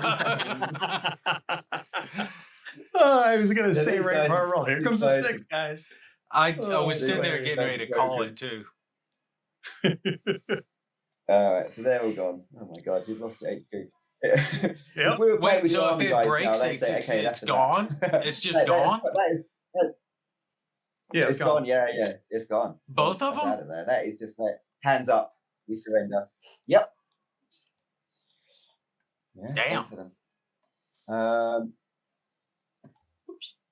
So Well, that's well, no, actually no. Sorry, by mistake. You're no, you're right because normally it's the stack that does it, but actually the stack no longer exists because the armor platoon's gone. So sorry, Nate, you're rolling separately now for these guys. The HQ's broken, but you still roll for these guys. Well, sorry, Mo's Mate, got to roll.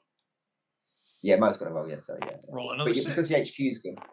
Well, There's no, the that's one. fine. They're fine. So they get to move 250 meters. Okay, that's quite an instant outcome, and I need to note that down as an FAQ. Well, at least we're helping you test this. Yeah. No, I mean it's good. It's a good test. That actually hasn't happened. So they Did moved up Mo into get his? Did you draw that FTX thing, the transmission? Yeah, he drew one. Okay, so that's good then, and I can put both of these back in the bag. Well, you're making good use of your electronic warfare. Mm-hmm. Okay, Otherwise, so it would be a boring demo. So it's good. Well, I kind of have to. I don't have much else to use. He's not in range of anything. no. Mo, over to you. Take it on the bright Okay. side. I don't have many shots left with anything besides a mortar, so. Yeah. So move and shoot is half movement. And shoot. No, it's full movement. You're just moving and firing. You have to declare where you're going to move to and who you're firing at beforehand. When you move and shoot, the Russians are -2 DRM. NATO only has a -1 DRM because they've got better stabilizers and training for moving and firing. Yeah, because we haven't done that yet. So I was like, let's do that. So let's get this rec unit. And we'll move him. Sure, why not? Let's move the full 2. Okay. So at any point within Hold that up. movement, Can I demonstrate op fire? Or is the Yeah, recce exactly. That's what I'm saying. unable That's to be what seen? No, that's fine. That's fine. You can. So at any point up to that point within 1,000 meters, you can declare op fire with one or both of your force elements there, Nate. He can just leave it where it was at. Well, I mean, that's where I would be stopped. You'd have to do the outfire there. It Well, doesn't matter. yeah. Because once they hit the 1,000 meters, that's when you could potentially stop me, right? No, what I'm saying is Right. it doesn't matter because it's all clear terrain and there's nothing Mhm. obfuscating it. So It kind of matters because at that point, only this one can shoot. okay, so you might want to see the outcome of that result before. Oh, you okay, fire. yeah. So I'm gonna move up. So you're gonna shoot, or Well, you're gonna wait for me to move? here's the thing though, like if I hold on, let me make sure I'm saying this right. If I do that, doesn't he have to stop moving there? Like he's just no. moving up to there to that range. Yeah. What's the process for moving? Do you move one? Like, Grid can at a I time? say I'm waiting till he's in range of that unit, or Yeah, exactly. So I'll tell you what happens. So with a move fire rule, the moving firing unit, the person controlling it says where they're going to move to. So they say they're going to end up in this point, Okay, you and commit they're going to first. target that person. And then at that point, the opposing guy goes, okay, well, I will shoot you there. Mhm. But Mo, just to point out, and this is something that the Russian recce vehicles are good at, they've actually got very long range weapons. So you see it's got a 3 there. So that can shoot from 3 kilometers. Now, I think for the purposes of the move fire example, do what you're going to do. But you could actually shoot him well out of range before he can target you. Okay, so why don't we do that then? Yeah, so that'll be better. So I'll move shoot, I'll move, and I'll stay out of range. You want to move to be in range of the first unit to show the op fire and stay out of range of the back unit. Is that what? Well, I was James already back here. I was in range of him, correct? But I didn't have line of sight because of the. Yeah, but yeah, Well, I think if it's okay. Yeah. Actually, I don't think it's going to matter because he's in the woods, so I'll get the defense. I was going to say, if you move to here, then you can fire without that woods obstructing it, but they're kind of in the woods anyway. Yeah. But because not all of them are, because some of it's outside, which they have to be, otherwise you'd suffer a penalty to shoot as well. you're going to get the shell scrapes benefit, but not the full line of sight penalty. So But yeah, I think it's if what, him moving here yeah. is like a better shot, then What Nate suggested might be quite a good idea just to show how it works, which is the move and fire. If you move within range to fire, but then he reactive fires, we can see how that works. Sure. but Yeah, keep I- him there so he's out of range of Out of the range units. of that guy. Yeah. So he's on the yeah, other side yeah. of the grid line. Yeah, exactly. Yeah, basically you're there. So yeah, Mo, you are being a bit of a kicking boy here in this in this Yeah, game. no, But that's fine. that's cool. So okay, so you're going to fire at them, but they're going to fire at you first because they've got Overwatch. So they will do a Overwatch action. So And you I'm flip that- firing the Milan. the N-Law, yeah. N-Law, excuse me. Yeah. So I flip it. You flip it to its depleted side, so it's got one more rank thing in it. Okay, so then we go through the same process before. So this is the first time we've done the direct fire. So let's go to the direct fire table. So you It's want to be roll Thanksgiving 2d6. dinner and you're unleashing the in-laws.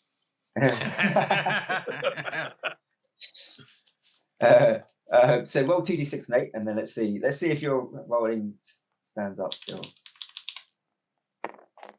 Nope, not this Yeah, time. that's so good. Okay, so that's a bit more interesting. So let's look at the DRM table. You didn't use a target marker. Troop quality. You've got a troop quality of 6. So that's going to give you 6. That's going to give you +2. So that's going to put you on to 7. And you've got an Overwatch marker because they're firing into a prepared position that you're firing at. So that's going to give you you're on 9. 9 now. Foot FE firing on tracked wheeled. Oh, he's not in dense, so No. But basically, that captures the fact that they're good at like foot infantry, are good at stalking in kind of urban terrain. That's what that covers. But that doesn't matter. You're not line of sight isn't passing through any blocking terrain. There's no other penalties, so you're getting +4 onto your roll. Hold up, what's this firing FE? Oh, I'm not taking it. He's taking it. So He's taking it. Yeah. Gotcha. So you're on +4, and you're on 9. You got a 9. All right. And a 9 with an N-Law is 2 hits, which wipes that unit out. Mo still gets to fire though, right? Isn't fire No, simultaneous? I think Mo was firing when he was closer to you, right? I don't know when he was going to fire. That's why it's important to declare when you're going to fire. But Yeah, Mo, we did you want were- to fire? We were showing that it was like he's op firing at him. Is that Okay, let's do it considered that way then. simultaneous fire? Well, No, that- it's never similar. No, the op fire would be first because you're waiting fire for was somebody first. to get in range. Bam. But unless Mo said, I'm going to fire when I'm here, which is out of range of that, and then I'm going to continue moving. He would be Can he permitted do to that? Continue moving. Yep. You just declare at the start of your move fire. Before you move, you say, I'm moving this unit. It's going to end there. And at this point, when I'm here, I'm going to fire at that unit. So that allows you to resolve everything. Okay. Yeah, So, because but Mo, that's let's- what we didn't do right. Yeah, that's what you do, right? So that's why it matters doing it. So, but Mo, let's say you did that first then. So we know this guy's going to be eliminated, but let's roll your move fire moves. So you're rolling 2d6. So that's an 8. Eight, yeah. 8, so 8, yeah. You've got a Blind, I troop, can't so read. Russian normally only have a troop quality of 5, but your Recce are elite units, they've got troop quality of 6. So that puts you on to 10 because your troop quality. You're firing at an FE in light wood. That's going to be -1, which puts you onto a 9. But it's also got a shell scrape, which is another -2, which puts you onto a 7. And you're moving and firing in your red, which puts you on a 5. And on a 2, a 5 is just a suppression. So that would put a suppression on these guys. Oh, okay. I'm seeing this now. All right. So that bottom left number, the one that's in the hexagon, is the column that you're going to be looking at. And whatever your total number is where your results are going to be. Not the bottom left. The bottom left is your steps, if you like. It's your hit points. The top one is the column you're looking at. So you're looking at the 2 column if you're targeting a foot. Okay. I see it now. Okay. Yeah, the bottom 2 is your resilience. That's the steps. Okay, so that's your firepower. So your firepower is going to be 1, 2, 3, or 4. And I just show you this. If you just look at this unit, Nate, here. So this got a 4. That means this is a Challenger 3, which is the most powerful tank in the world. So that's got a powerful gun in the world. So that has got a 4 value in gold. That means it can shoot other tanks and other personal carriers. So that rolls on the 4 on the direct fire table, which is the most powerful table. So that's what that's corresponding to. Okay, and I see now where the in-law results came from. Yeah. Okay, and Stabber, Javelin, RPG. Okay, all right, yeah. That makes sense now. So what would have happened actually? So you'd have put Mo put a suppression on you, and then you do the reactive fire. That would have actually given you a -1 on your reactive fire because you were suppressed, which reduces your 2 quality by 1. So that Still would have been 2 hits. Still would have been 2 hits with the in-law. Yeah. Yep. So that wipes that unit out. So one thing in this game is it's really bloody, and it's based on the Battlegroup wargame system, which is like had some verification from operational analysis, and that's just like it is bloody the modern fighting, and that's what we're seeing. Yeah, the general rule of thumb I've always heard is that an attacking force needs about double the amount of units of the defending force. Triple, Yeah, triple, 3 to 1 is your minimum.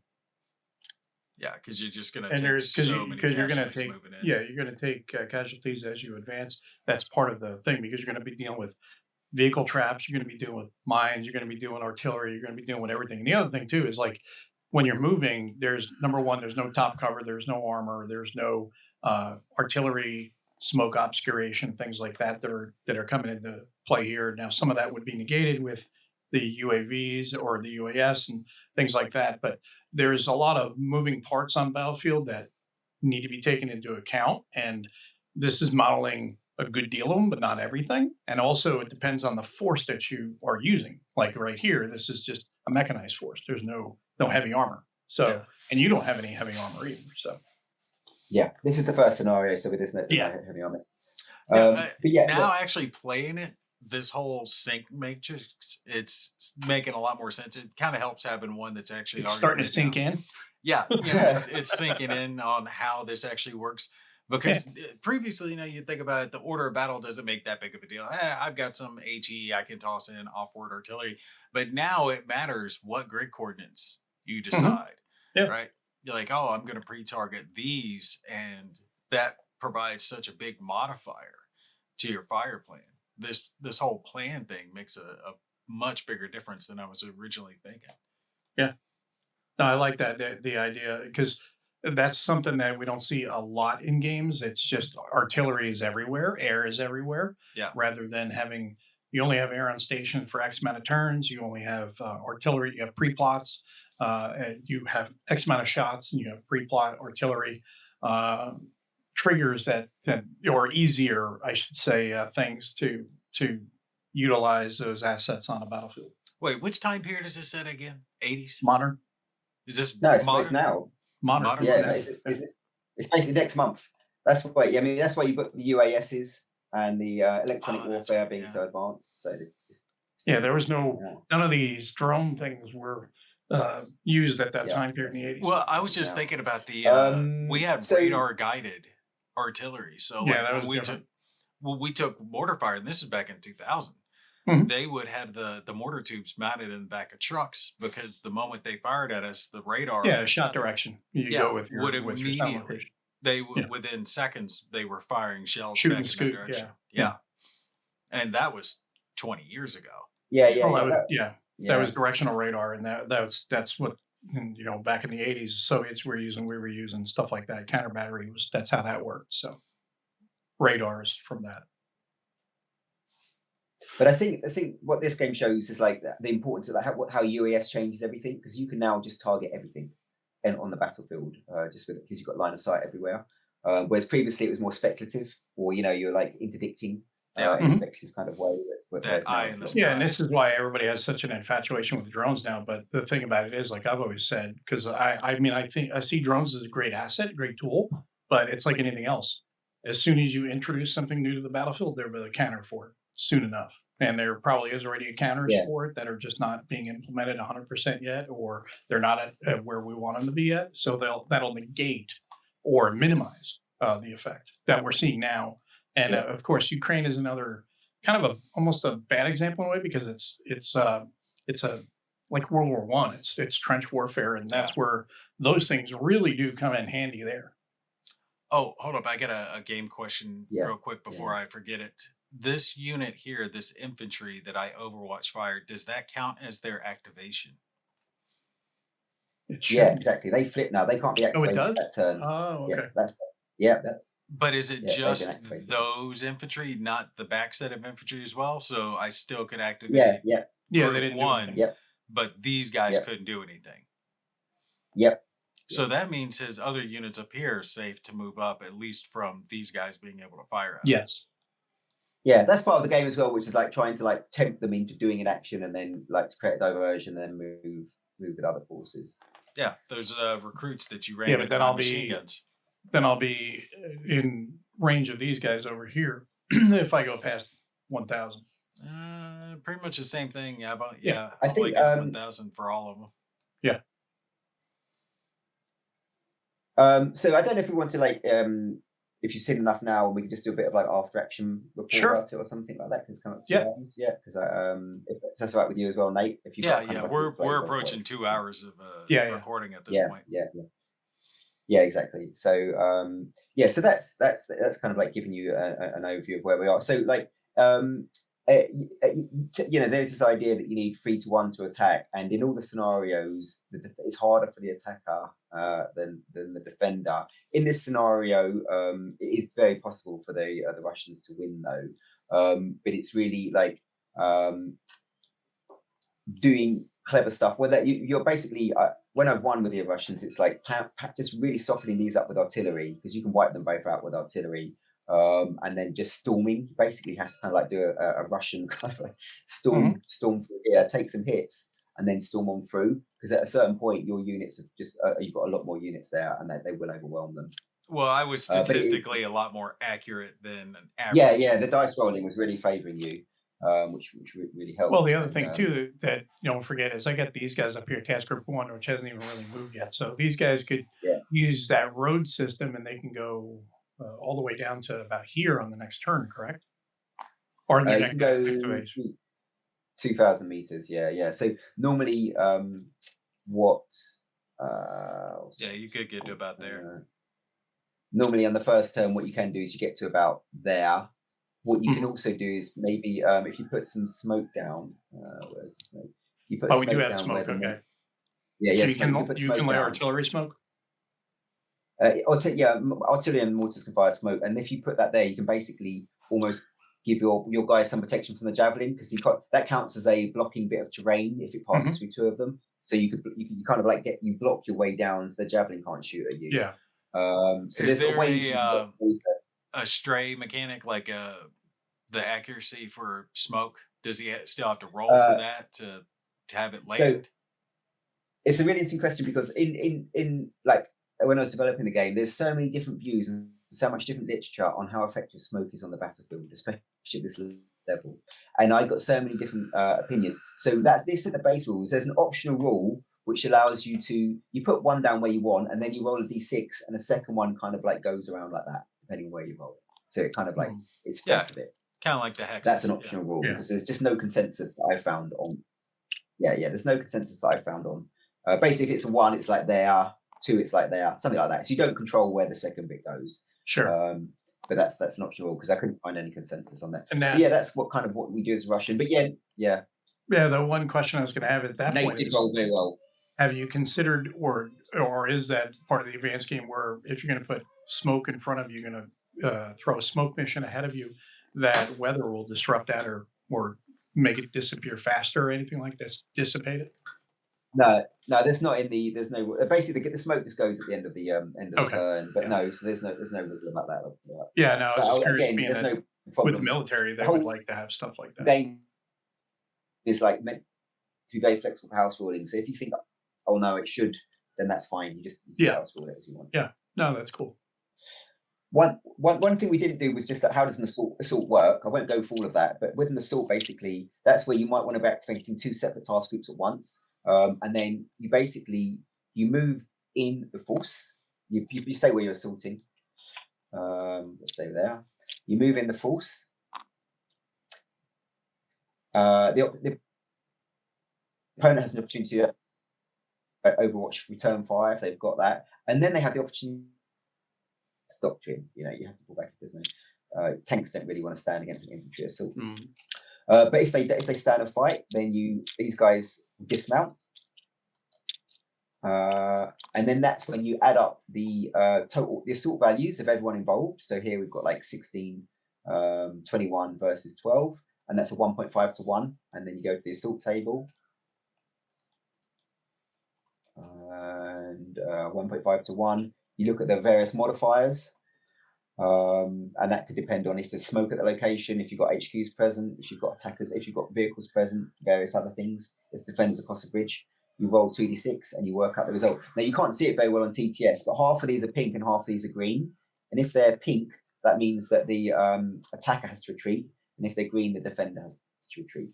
Okay. So in some scenarios, you're going to be doing lots of assaults. It's a way to clear things out quickly. But assaults use up 2 ammo, and if you do an assault, you get an assault reorg.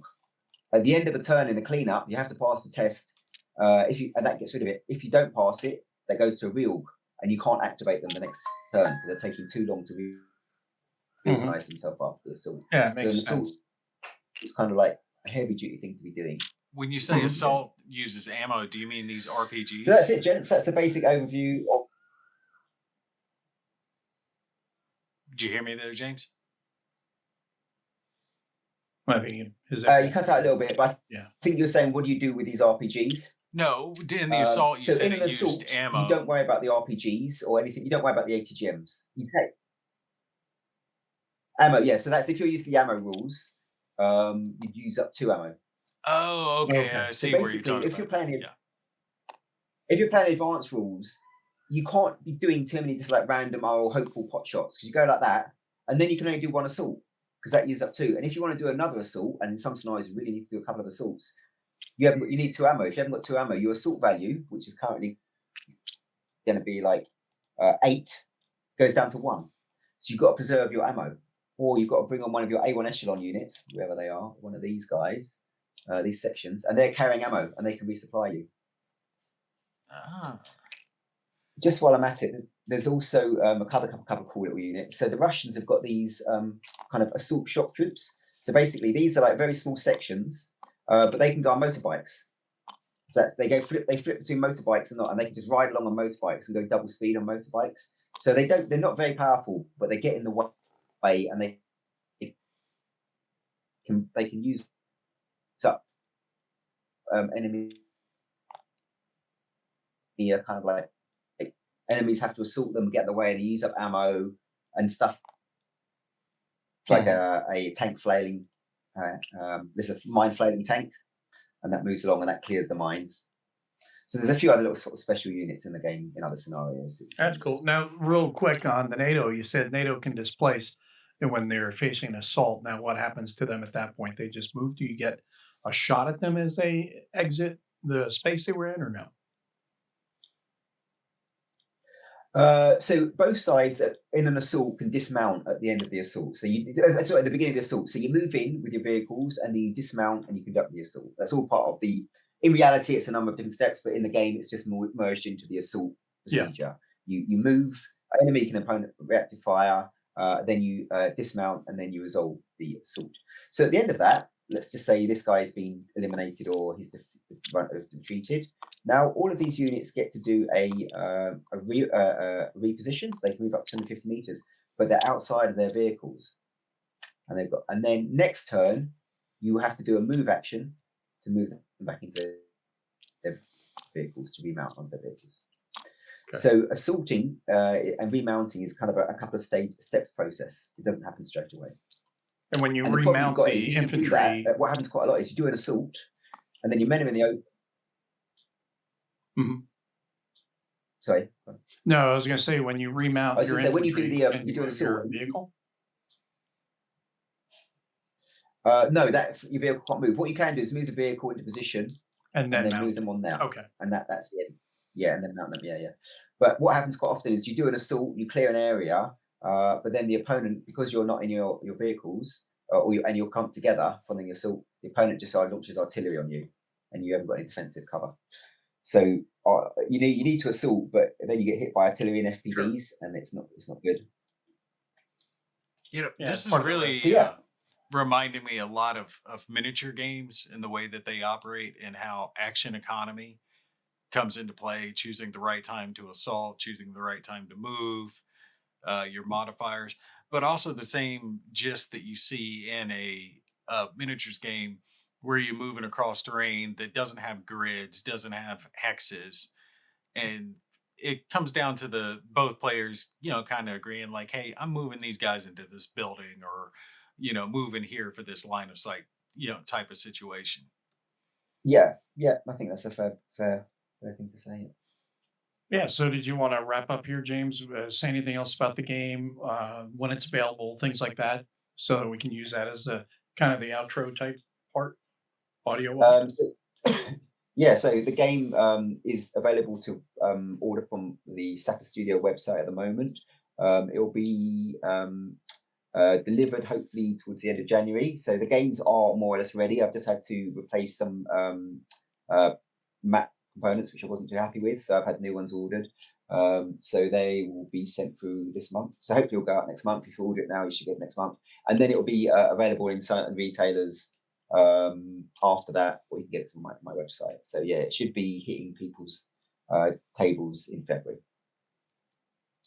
Excellent. Well, thanks a lot, James. Really appreciate you doing this demo with us, and I'm glad that I was able to die loudly and violently, and we get to show a bunch of mechanics. But like I said, like you pointed out, now that we're starting to move in, the Russians can start to overwhelm with units down here, and still have these units up here that can move down. And now with the javelin out of the way, I can cross that bridge over here with this top unit without any issues and move these guys in. It's going to be the middle guys are going to have to do more of the assaulting. These guys will come in, try to take that bridge. But it would be interesting to see how that would play out at the end. But Nate was doing so good with those remote shots that may not even make it down there. Yeah, no, I meant to add that the game also comes with planning maps. So all of these maps, which are map size, there's also an A4 map for each of them, which is laminated. So if you want to supplement your sync matrix with like arrows showing which task group's going where, if that's visually how you work, you can use these laminated maps to do that as well to support what you're doing. Oh, I really like Nice. I that. love that. Yeah. That's Now, going to give that military commander type feel to it. yeah. With the matrix themselves, are those going to be just paper, or are they going to be dry erase? They're laminated dry erase. They're yeah, laminated. Okay, good. laminated. So you can do it on And the then fly. you can also download them. You can download them from my website as well if you want other ones. And on my website, there'll be A3 versions made available as well.